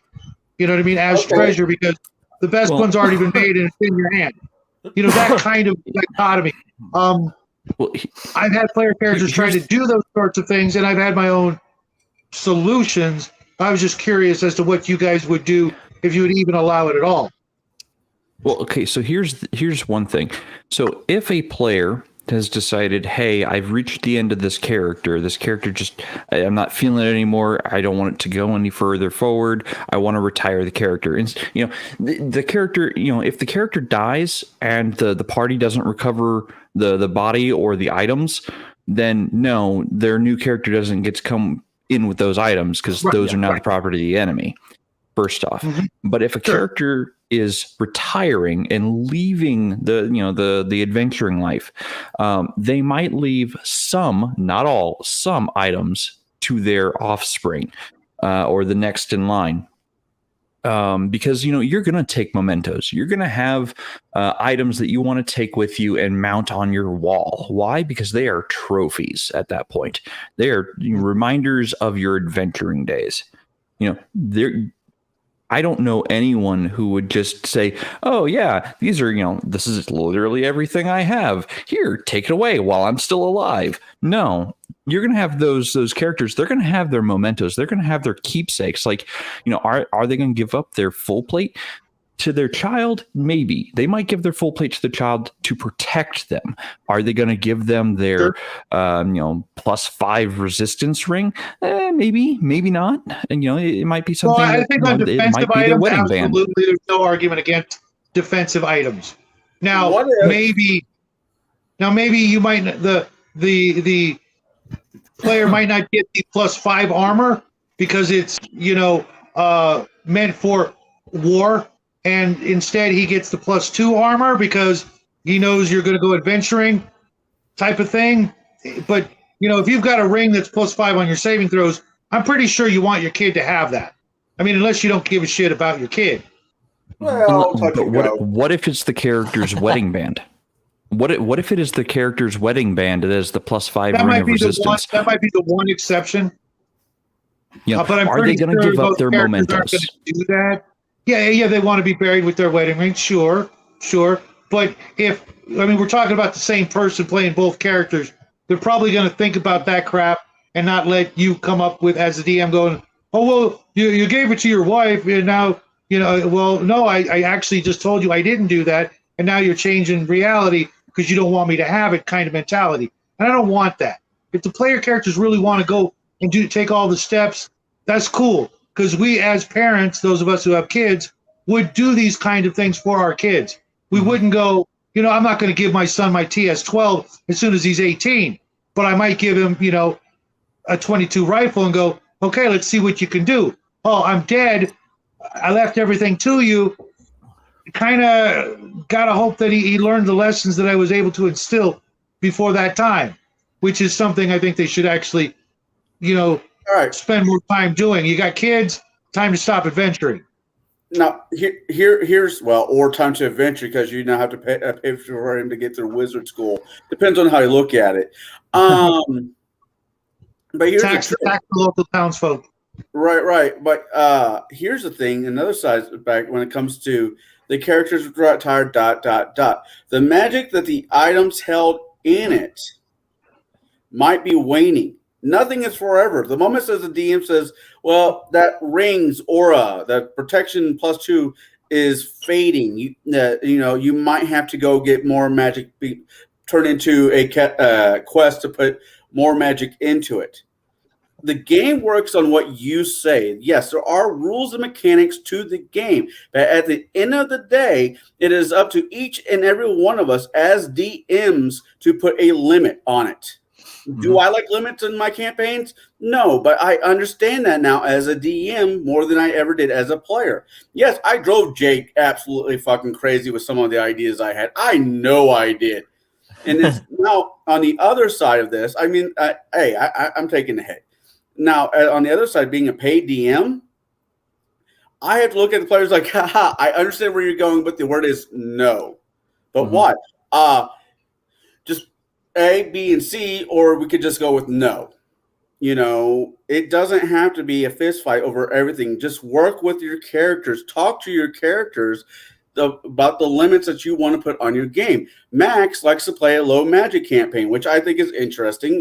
Farmer to hero, which I was actually, my point of view is, why the fuck is he leaving the farm? Most farmers don't even like leaving their fucking farm. Even their kids end up working the farm. It's funny when those orcs raid your farm and you have to escape, and only 10 people. No, and I get that. From your village lived, and it's just mysteriously happens to be all the player characters. Yeah, I mean, I'm not saying you're doing it wrong, Max. I am. You're doing it wrong, Max. I know. A little bit different. But you could put limits on magical items. The magic is waiting. The holy sword is still holy, but its aura is weakening. Oh, yeah, absolutely. A holy sword's not going to just go, oh, you're a first level paladin because your dad was a 14th level paladin. That kid may not even want to be a paladin. He may grow up to be an evil wizard. But if everything else gels in line and the character wants to make basically a first level version of himself, that is his choice to do so.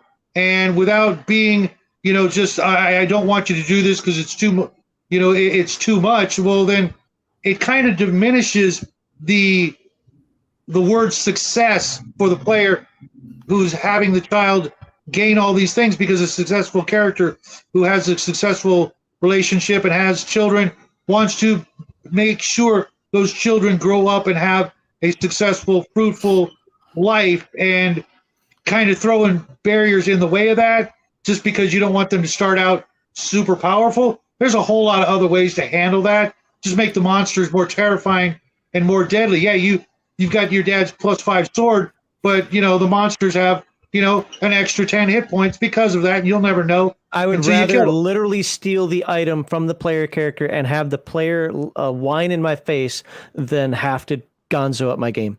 Yeah. I think the way I would do it is if a character retires, they don't get to play their offspring. They just get to play a new random character. They only get to play the offspring if they die. And then the offspring has to actually go into that deep dark dungeon where their daddy died and retrieve that gear if they really want it. But it might not even be there anymore. What kind of shitty ass player? I don't have a problem with the player, trying to, make a savings plan for his kid, right? Because, like you're explaining, that's kind of what parents do. Here you go. I have set this nest egg for you. I have become the Bill Gates of this fantasy land. I am going to give you money. Okay, bad example because he didn't do that, but I'm going to give you money, and there you go. You're set for life. Sure. First of all, who's to say the kid wants to adventure? I'm set for life. I'm going to be cush.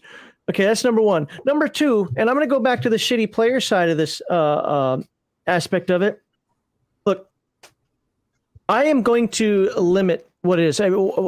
You are not even trying to play the game as is. You're trying, at this point, you are trying to basically get one over on the dungeon master. You're trying to game the system, and that's not how this is meant to be done. This game is meant to be to roll some dice, to try to be heroic or whatever your campaign may be, and you are absolutely ripping the spirit of the game out of this. You think you're being smart, you think you're being clever. You're not. You're just being shitty. So how about you go fuck off, go find a different game to play, and the rest of us here are going to try to play these games of heroic characters, or off the farm, as I like to do, whatever happens to be, without trying to game it and to milk it.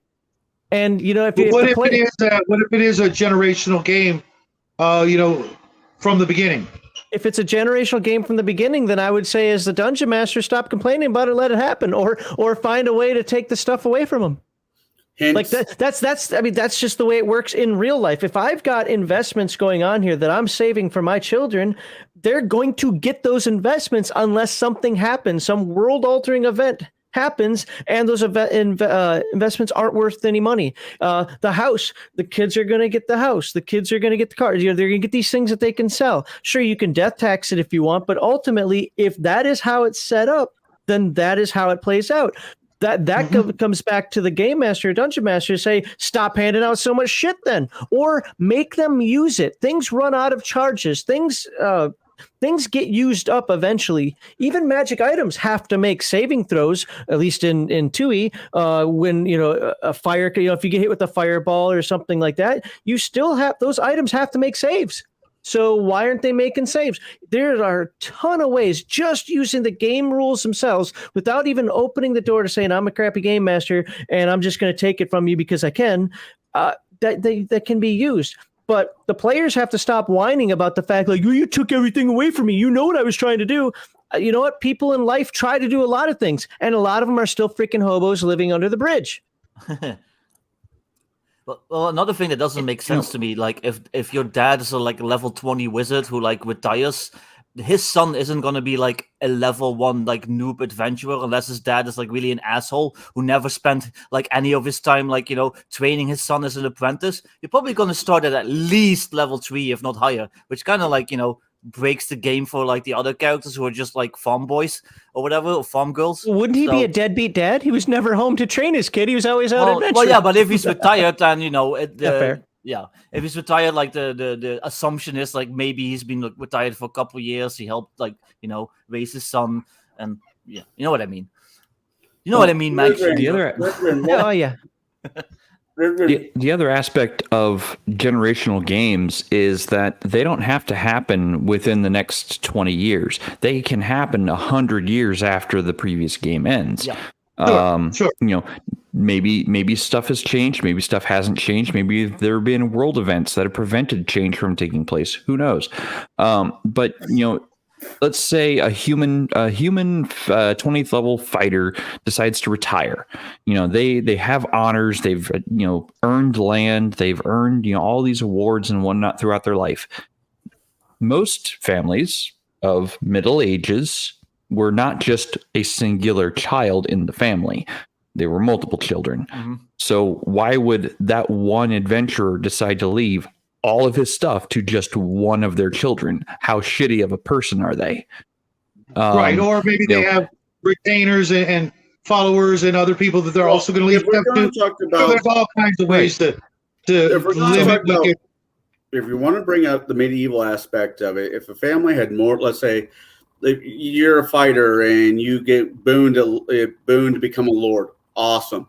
Now, your first son is most likely going to stay home to take over once you die. That's how it works. The second one normally joins the military or becomes an adventurer. The third one often goes and becomes a priest of some sort. That's how they did it in medieval time. Now, with that being said, the point of that is all your equipment, all of your level 20 gear is going to be split up among all of those children and potentially some of the retainers who followed you into combat. Oh yeah. They're not, the children aren't going to get literally everything, and not just one child is going to get literally everything. They are going to be spread out among multiple children. Now, as that character, you want to bring in that, that character's son, daughter, grandchild, whatever. Are you going to go fight all of your siblings and all your aunts and uncles for all of the equipment that your previous character had? It depends. It depends on a lot of factors. So, how much of a Karen do you want to be? Right. It depends on whether or not there were other siblings, how much the original PC left to other folks, etc. I'm not assuming that What about the father or mother left everything to one child and that's it. But there's still some things that are gonna, bump that first level character beyond first level compared to other first level characters. But at the same time, there's so many things that are rarely touched upon in that sort of a generational campaign, especially if the other players are also doing the same thing, more or less with their own offspring. It's just one of those things that I've dealt with on a couple occasions. And to be honest, it's a great way for the reason we got here is because it's a great way for the players to accept death of the original character and move on. This allows them to they need a carrot in order to have a character die? Screw that. It's all death is a stick. You're supposed to again, the original characters, assuming the original characters decided to retire and they know they're basically going to die of old age or some sort of lack of medical care or whatever in their own home, when all is nice and they're in more or less control of their lives. There may be a lord, and they're just like, I'm ready to to go and move on to the next plane of existence. And now I'm also ready to play my offspring. And lo and behold, more or less, so are the other players. Because what if, and it's actually been done in history throughout real history, where the father doesn't leave the son shit. He says, I went out and made my fortune. Go make your own. Michael Jordan told his kids, they're not getting shit unless they come back with degrees. Yeah, there's a bunch of that. Right. That is fine, but that's not my job to say what the original characters do. The original characters are in control of their original characters until the moment they say otherwise. Once they give up that character and it retires into a generational game, to a certain point, good to see you too, Multi-Gun Man. To a certain point, after but I didn't say that. That player becomes an NPC. Other than death. That player becomes an NPC and goes underneath the DM's control. He no longer has control over said character because he's playing a new one. No double dipping, boys and girls. I don't really agree because the DM can do whatever the fuck he wants with that character then, and that I don't know that right might bring all sorts of different. If the player is smart enough to see that coming and go, no, I don't want to do it like that. I want to play my character. It's retirement. Fast forward it, die of old age, and now we get to the situation at hand. Great. Fast forward old age. I think a lot of us here have seen the TV show The Blacklist. How many times has Raymond Reddington had his all his finances taken from him? Yeah. I mean, again, you become rich and powerful, and people start taking a look at you. Whether it's relatives coming out of the closet thinking that you owe them money, whether it's people who are jealous of you, who are going to try to make up stuff for your downfall, whatever it happens to be, there are absolutely things that can be done. Sure, your character starts off with all this high magic stuff at level 1, level 2, level 3, until you went to sleep, and your level 1 can't stop shit now. A paid, prostitute drags the character up to the bedroom. While he's sleeping, he's getting robbed blind because it's a level 1 PC with there's multiple different ways to handle it. It's just not. It should never be a gimme. Absolutely. Part of me says you don't punish a player for having good ideas. You let the world play out the way the world plays out. At the same time, if the player is doing it for the express purposes of, we'll just call it cheating the game, so to speak, then I'll cheat right back. Like I don't have a problem with that. And I won't feel bad about it either. I like what Jake brought up earlier, just said it 100 years later, and even if the character does get an heirloom from his great grandfather, it used to be a +5 sword, but now it's snapped in half, the magic waned. And so basically now you just have a short sword instead of like a long sword or whatever. And as you go through your own adventure, maybe it grows in power again. Maybe you get it repaired. Maybe you find somebody who's like, oh, I recognize that sword from, this the shit that happened 100 years ago. I'm going to help you, repair it. Like, what happened to Aragorn's sword in Lord of the Rings. Like stuff like that. Arundel, yeah. That's why Earthdawn is such a better game. Okay, before we go, Think. before we go on to the next question, I want to check with we had Bruce. questions? Yeah, we've gone through. I still didn't answer the last one. I'll be right back.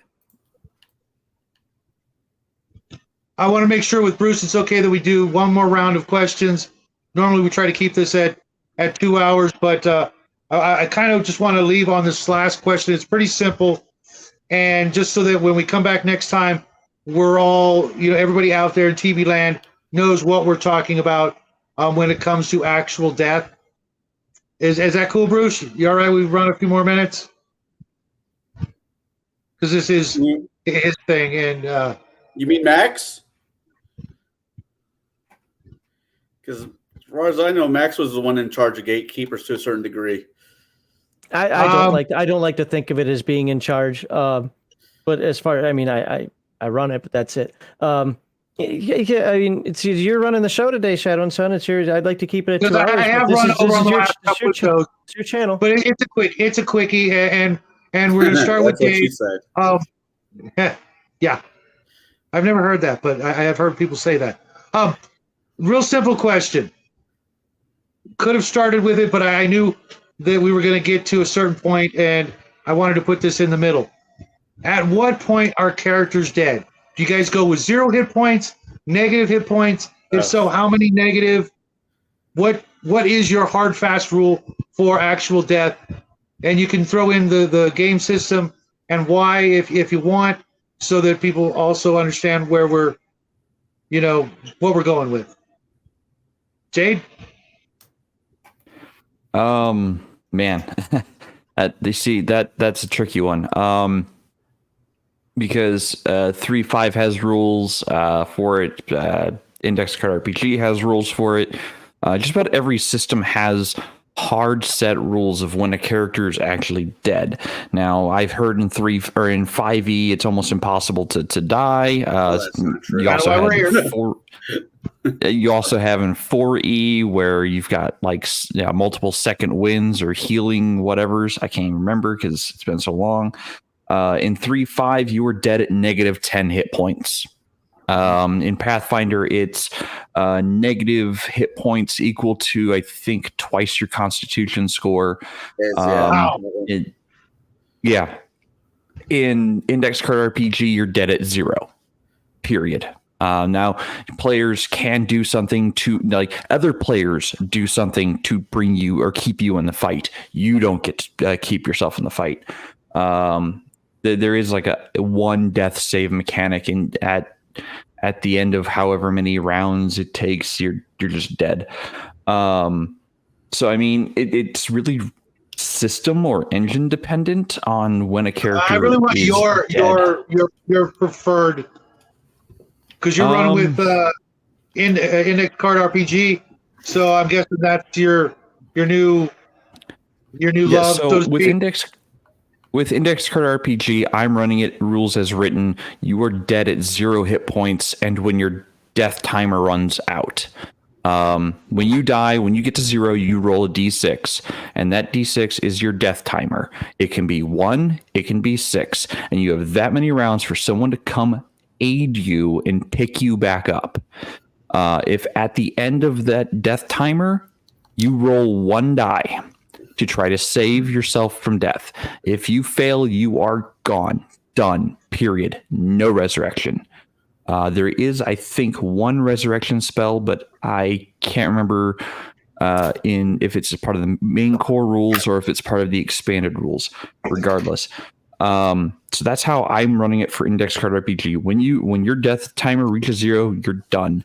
In Epic games, you're only dead if there is literally no trace of the molecules that make up your existence. That's my epic level games for 3.5. Like the only way you can be permanently dead is either A, the gods say no, B, you don't want to come back, or C, there is literally nothing but literal atoms left of your character where they have all been dispersed. Cool. Max? All right, you're going to get a 2 for here because I seriously didn't get to answer the last question. So, Oh, I'm sorry. You want to go ahead and answer the last one? I'm going to answer this one first. I'm going to answer this Okay. one first, and then we'll go. So for me, it depends on the game system. I tend to follow the rules of what the game system is because I kind of feel that they're set up that way. My one caveat to that, believe it or not, is Dungeons and Dragons, because as you guys have probably heard on other streams, I hate the entire whack-a-mole concept. At 1, I'm alive. At 0, I'm dead. Like that just, Oh, I'm sorry. Let me rephrase that. At 1, I'm alive with full capability. At 0, I'm dead. I don't like that. So, what I do in AD&D 2E when I'm running that is I have done both the -10 and the negative con. It's kind of 6 of one, half a dozen the other, because if you think of an average constitution as 10 and a half, 11, it's not really that big of a difference. But I do kind of like the fact that if you have more con, you can possibly live longer or possibly healed. But I also use like that a lot too. one of the few things that I actually use from the garbage ass black books from second edition is I use bleeds. I use the injury types from there. So that was one of the few things that I thought that the black books did well. And so if you're at negative hit points, you're bleeding. So somebody needs to come and assist your butt pretty quickly. So other than that, like I said, if I'm running some other game, Forbidden Lands, Earth Dawn, whatever, I just follow the rules of the game because like in Earth Dawn, you've got 24 hours after you're dead to have your pattern reestablished. So if you can find somebody that knows how to do that, effectively a resurrection, they've got things, it's a high magic world. So last chance salves, whatever else, you have a lot of ways of staying in the fight or coming back, we'll just say. Anywho, that's I don't really have much more to say on that. It's like I said, that's my D&D aspect. Everything else, I just kind of follow the rules. Unless I come across a game where the rules of death are whack-a-mole like D&D, I see no reason to change it. Now, to go back to the previous question, you talked about players who want to retire characters and players who try to suicide characters and players who decide that they have so much happenstance against them that they pretty much need to die. So let's take that in order. The first one, players who want to change characters, retire it. I let players retire a character once. I do not allow the person who's like, I thought I liked the wizard, but I think I'm going to do the cleric. The cleric isn't fun either. I'm going to go with the thief now. The thief isn't fun. I'm going to try to go back. I think I can do a wizard thief. And say, no, you're not doing that. At some point, you're going to play a damn character and you're going to stick to it. If you can't do that, if you're some sort of weird ADD player and you got to keep changing out, well, you can go play at somebody else's table. If I find out that you're trying to suicide constantly, I think Umbry was talking about this on my Discord a few times, a few months ago, talking about the suicide thieves. I'll keep you alive, but not in the way that you want. You're going to be more of a detriment than you are a help. But I'm going to keep you alive just to fuck with you because I don't do that whole suicide thief thing. I don't like this character anymore. I'm just going to jump off a cliff. I'm just going to jump into the maw of a beholder. I'm just going to let these things attack. No. Yeah, I don't allow that. And then finally, the one where you just got so much. You got the entire King's Army after you. You've got the Thieves Guild after you. You've got monsters galore. Hell, you've got Light and Dark teaming up just to come after you. And it's time to go down. Well, there's a great song for that. Shot down in a blaze of glory. And that's how you handle that shit. You know what? You go out like a man. So there's also a good Susan Vega song, When Heroes Go Down, something like that. But yeah. Well, at least knew my song. So no. So there we go. I think I answered as quickly as I could. Sorry, Max. You just brought it up to my brain. That's fine. Yeah, so I think I answered all those questions. There you go. Connell? Well, considering I run 5e, I should probably say that I use ... but I don't give my players 3 saves. I think that's bullshit. I've never enjoyed. I thought it was bullshit when I first read the rule. I think it's bullshit now, and I've been running it for since 5e came out. I go back to Pathfinder because sometimes when a player gets hit so damn hard, there's really just no coming back, no matter what. And if my players don't like that, too fucking bad. That's the way I run it. And so far, I haven't got any complaints. Are they old school players? Because, I mean, you used to have System Shock back in the day. And we already talked about that earlier in the stream. So they're probably used to that. They're like, I have System old Shock players. roll? Yeah, okay. Even with my newer players, I got one guy, James, has only played 5e, and he also prefers it that way. He doesn't like he doesn't like it either. So I've yet to get any complaints about it. And I think when a dragon shows up and barfs on you and it knocks you past your con plus 10 or whatever Pathfinder is, and you die, you rightfully die. You're not supposed to survive that. So I think with my characters, I think that's part of the reason why I'm not getting a lot of 5e hate is because I run it with earlier edition sensibility. But what is the defining factor of death when it comes to, let's say, hit point? It's you get, let's say you do, I don't know. Screw them. Say 3. When they get down to 3 hit points. Right. Wait, what was the question? Sorry, Max threw me off. At what point is a character dead? 0 hit points, negative con. What's the con plus 10?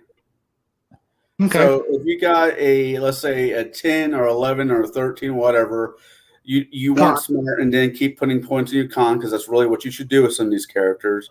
And you go past 18, so it's 28. He did 28 points of negative damage. It's just dead. There's no coming back, Bob.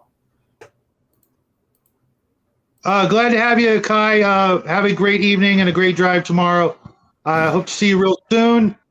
And to any of those others who may have left already, you should have stuck around because Max was singing. So for me, that's why they left.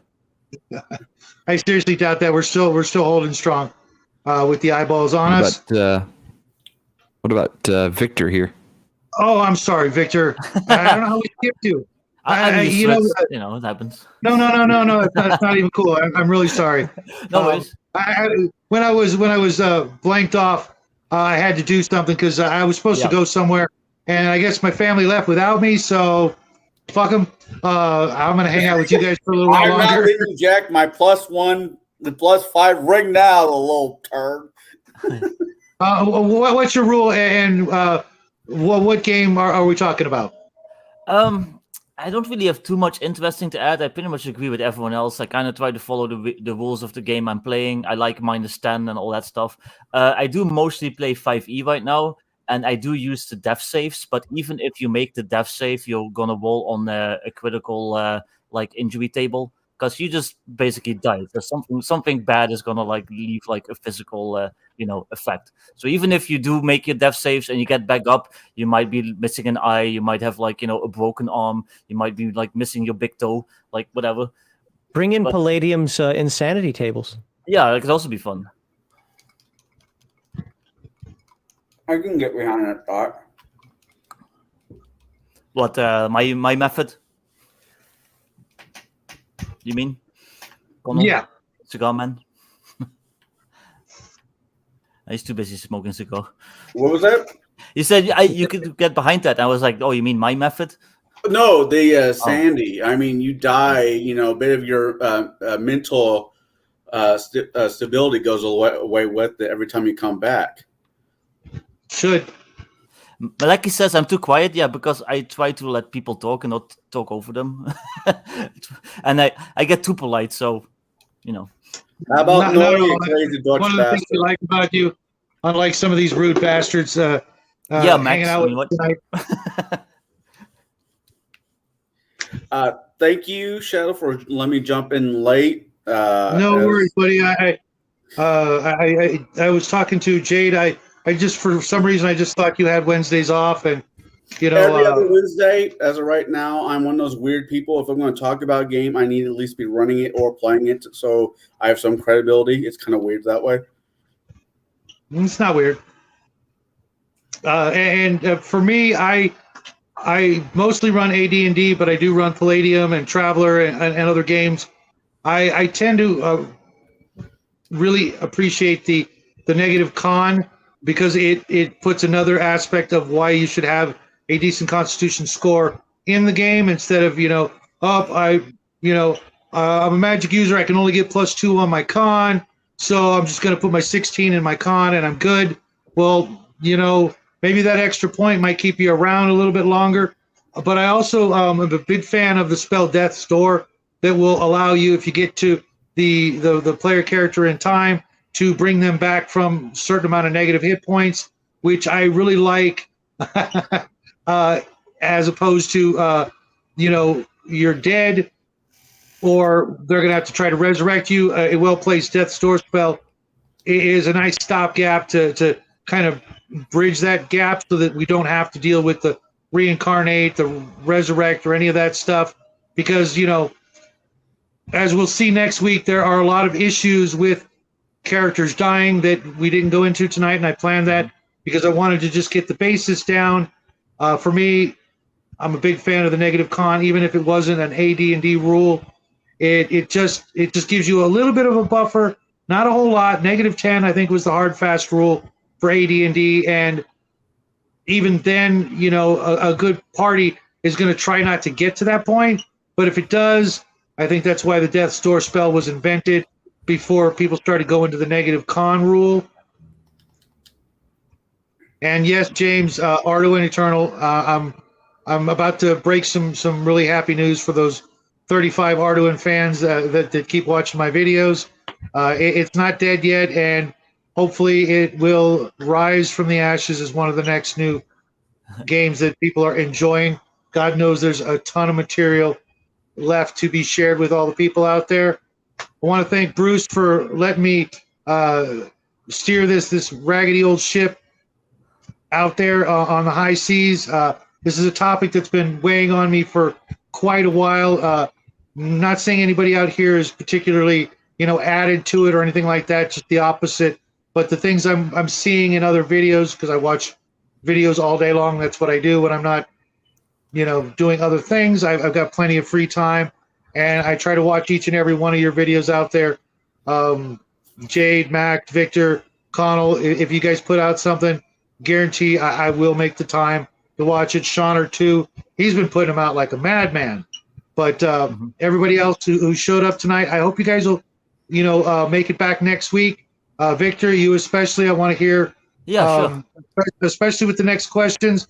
If you haven't seen them, I'll find a way to get you the next questions. There's, I think we made it to question number 4 out of 11, and there may come a couple more questions. I may switch around the order if I come up with some good ones, or if anybody asks me a question that I think goes into this topic, because I really want to see not more deaths, but in a way more deaths. If players can get over that fear and that attachment and some of those other negative emotions that I'm seeing attached to the concept of player death, that will make the game better.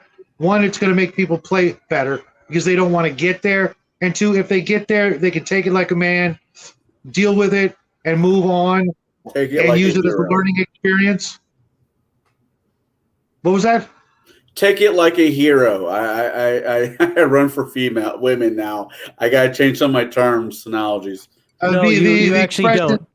Uh-oh, Connell's a social justice warrior. Watch out. I like taking it like a hero. The expression has always been take it like a man, and I'm not going to change an expression because some people are going to get butthurt. Those are the exact people that need to. They need to be butthurt. Man up, get butthurt, or deal with it and become a better person, a better gamer, a better player, whatever the case may be. Just rise to the occasion. This is a game that's supposed to be fun for everybody involved, but it's not a game if there's no consequences. If you're never going to die, or the GM's going to bend over backwards to keep you alive, then it's really no different than playing a video game where you can just hit the reset button, or the game's got a built-in. We want to keep you glued to the screen, so you just end up back at the tavern or whatever, and you're ready to play again with no consequences or little to none. That's what keeps the entire game interesting and exciting, is the fear of death or worse.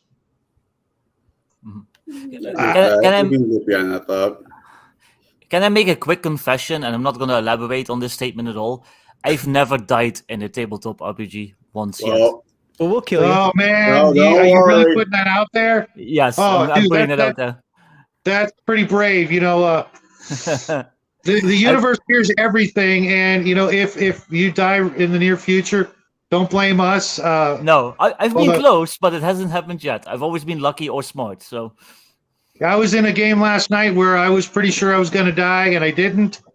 And in the next game, I'm going to tell a story about my son's friend's adventuring party that I ran for.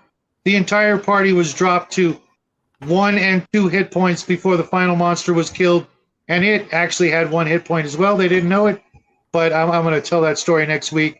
So stay tuned. Hopefully, my son will be bringing up his own experiences in a video, because he just started playing 5e with friends, and I'm pretty anxious to hear how that's going for him. I'm sure we can all remember our first games with our first group of friends and how exciting and terrifying that was. Right, Max? Ants. Yeah, ants. So anybody got anything else they want to say before I click the old end broadcast button and wish everybody a wonderful week? Really quick, I want to know what's the next video Jade's going to be pumping out, because his videos have been really fun to watch. Oh, I appreciate that. I don't know whether I'm going to do part 6 of Beneath the Door this week, or if I'm actually going to get in front of the camera this weekend and get a different video recorded. But that is something I am working on. The thing I have is, if you really want interesting healing and resurrection rules, I recommend, if you can find it, a 3.5 copy of Iron Kingdoms, pages 227 or 220 or 276 through page 285. There is a lot of really great material in there on resurrection and the pains of healing someone who is not of your church, because you can actually heal someone to death, and it is fun. I miss when healing spells would damage undead creatures, but that's a whole different. No, so do I. I was bitching about that earlier today. Yeah. It's like, fuck. Yeah, 5e removed a lot of that neat stuff, and fuck that. Lame. Yeah, I'm not happy with 5e. Thinking I haven't exactly been happy with 5e since the get-go. Same with radiant damage, not doing extra damage to undead. But like I said, that's a whole different story. So yeah. All right. So for those who are interested, I'm going to try to talk Shadow into doing a video later on here in a little bit with me, where we'll talk about something. I didn't do one last night, but we'll figure out something to talk about tonight. And of course, Victor, you're more than welcome to join us here in a little bit. Same with Mac and Jade. I realize both of you guys are going to say no, but I want to be polite and put the invitation out there. And for anybody who knows who I am in chat, my name is Connell, the Cigar DM, and I want to talk to you about whatever you want to talk about. If it goes into gaming, that's awesome. If it goes into movies and local media, that is awesome. We will not be talking about politics because, fuck. I want to talk about something fun, not depressing. You don't want a 14-year-old to school you? That too. I have nothing at all to do tonight, and I'm drinking. I was just saying, I'll definitely join later. I have nothing else going on tonight, and I'm drinking. No, but do you have any videos coming up? Because I have my streams on Sunday, the Dutch Oven. The Basic Expert is next Monday is going to be on Ryan Howard's show. So we're not doing our stream. We're doing that on Tuesday, I think, the Basic Expert show.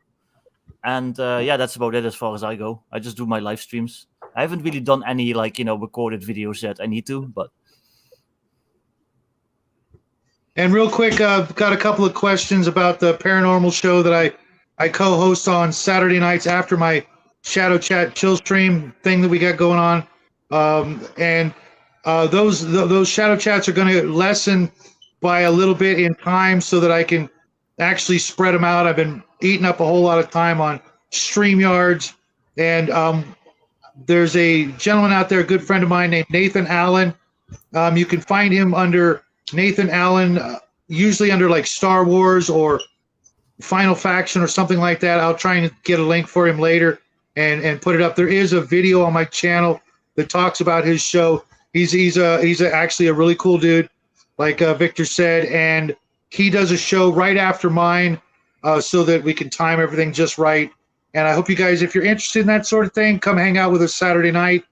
And as you know, I got the idea for the Shadow Chat, of course, from Max's fine Friday night chill stream that he will be doing this Friday. It starts at 4 o'clock avocado time, so I'm going to have to do a few things to be able to make it there. What's the topic this week, Max? I need to sneak on there again sometime. I would have loved to have seen your expression when you said that. It's okay. Friday. Well, you know, every one of us is going to be there. I'll know 5 minutes before I start the stream on Friday, and even then, that's going to be a guess. It's really whoever shows up. Hey, I have a guest list. Who's showing up this week? Well, no one. Let's talk about how 5e is pissing in the cereal. People are going to be disappointed because it's going. I hope you're not going to beat any of the dead horses that have been, you know, traipsing around the Hadozi, Amazon, or 1D&D. Let's see, I already covered 1D&D. I already covered the Hadozi. Actually, that video's doing pretty well. I'm not watching the One Ring or whatever the hell it's called, the Ring of Power, whatever the fuck that nonsense is. So, no. I'm watching it. Just to make fun of it. Now, I was gonna say Max had RPG Elite on last week, and it was like awesome. And then just this week, it's just gonna have like a bunch of us losers on again, and people will be disappointed. So. Oh yeah, he had me on this past week. It was kind of cool hanging out with you guys. Yeah, actually, Max, that was one of my favorite episodes. I really appreciate being able to get to talk to someone I've wanted to talk to for a long time, but actually in person, because his channel is pretty cool. I don't agree with everything. My first email went out to him on January 18th of this year. It took that long for... Well, you know, everything happens for a reason, and like I said, I think it was one of your best shows that I've ever seen, even, you know, the ones I wasn't on. I imagine that. But no, it really was a fine show, and, you know, I'm sure you're going to continue to get great guests like that on, and, you know, for everybody here who's usually trying to, you know, hang out on the show, you know, just let it happen naturally. You know, Max knows what he's doing, and, you know, as much as I like being there, does he? You know, yeah, absolutely.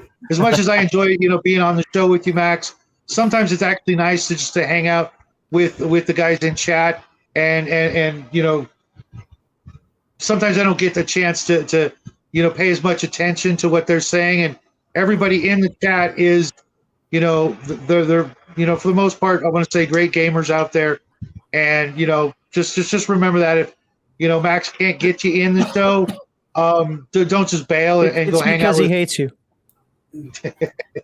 That or you have colored hair. I really appreciate it the couple times I've been on so far. Like, it's been awesome. So thank you, Max. Well, yeah. No. I'm going to jump in for just a moment here. I am trying to get new and different people on to keep things interesting and so forth. This isn't a knock on anybody who's been on the show or who you might think is a regular and so forth. But part of my deal is that I want to talk to other people. What I don't want is I don't want like 6 brand new other people on the show. You know, like 1 or 2, and then 1 or 2 regulars, call it a day. I really do have to keep it at 4. I've watched different parts of my streams, and anytime it gets above 4, I thought 5 was a magic number. Nope. Anytime it gets above 4, things just start getting out of hand. So it keeps it a little more. It keeps it a little more intimate and lets you focus on the new guys, which you kind of really should do. I think, you know, they want to know why they would want to come back, and if they're just, you know, I've had a lot of suggestions recently of people that I should have on the show, and my response, I think, in about 90% of them, is, who's that? And it makes people angry because I don't follow some of the people like you guys do. Let's just put it that way. Like somebody will mention a name, like, how can you not know who that is? Because I don't pay attention to that. I pay attention to games, not the people behind the games. So unless it's a channel that I watch, and to be honest, I watch very few channels. Pretty much all of you. I can't even keep up with that. And like some of the other creators out there, like, what about this OSR creator? I'm like, who's that? He writes games and he was doing this and he worked with James Ward. I'm like, I don't care. So. Oh, I really want to answer something in chat really quick. The person asking who Jade is, it's Jade's Tavern is his channel. Correct me if I'm wrong there, Jade. Jade's Tabletop Tavern? Yeah, I'm pretty sure we all have Jade's Tabletop Tavern. You can find me at Jade's Tabletop Tavern. I don't have a lot up. I am working on it. And it's all choice material. Go if you haven't subbed already, do so.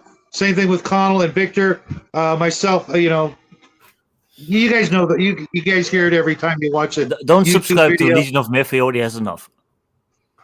Yeah, you know what? A few of y'all can just go away. Just go subscribe to somebody else. I don't like it.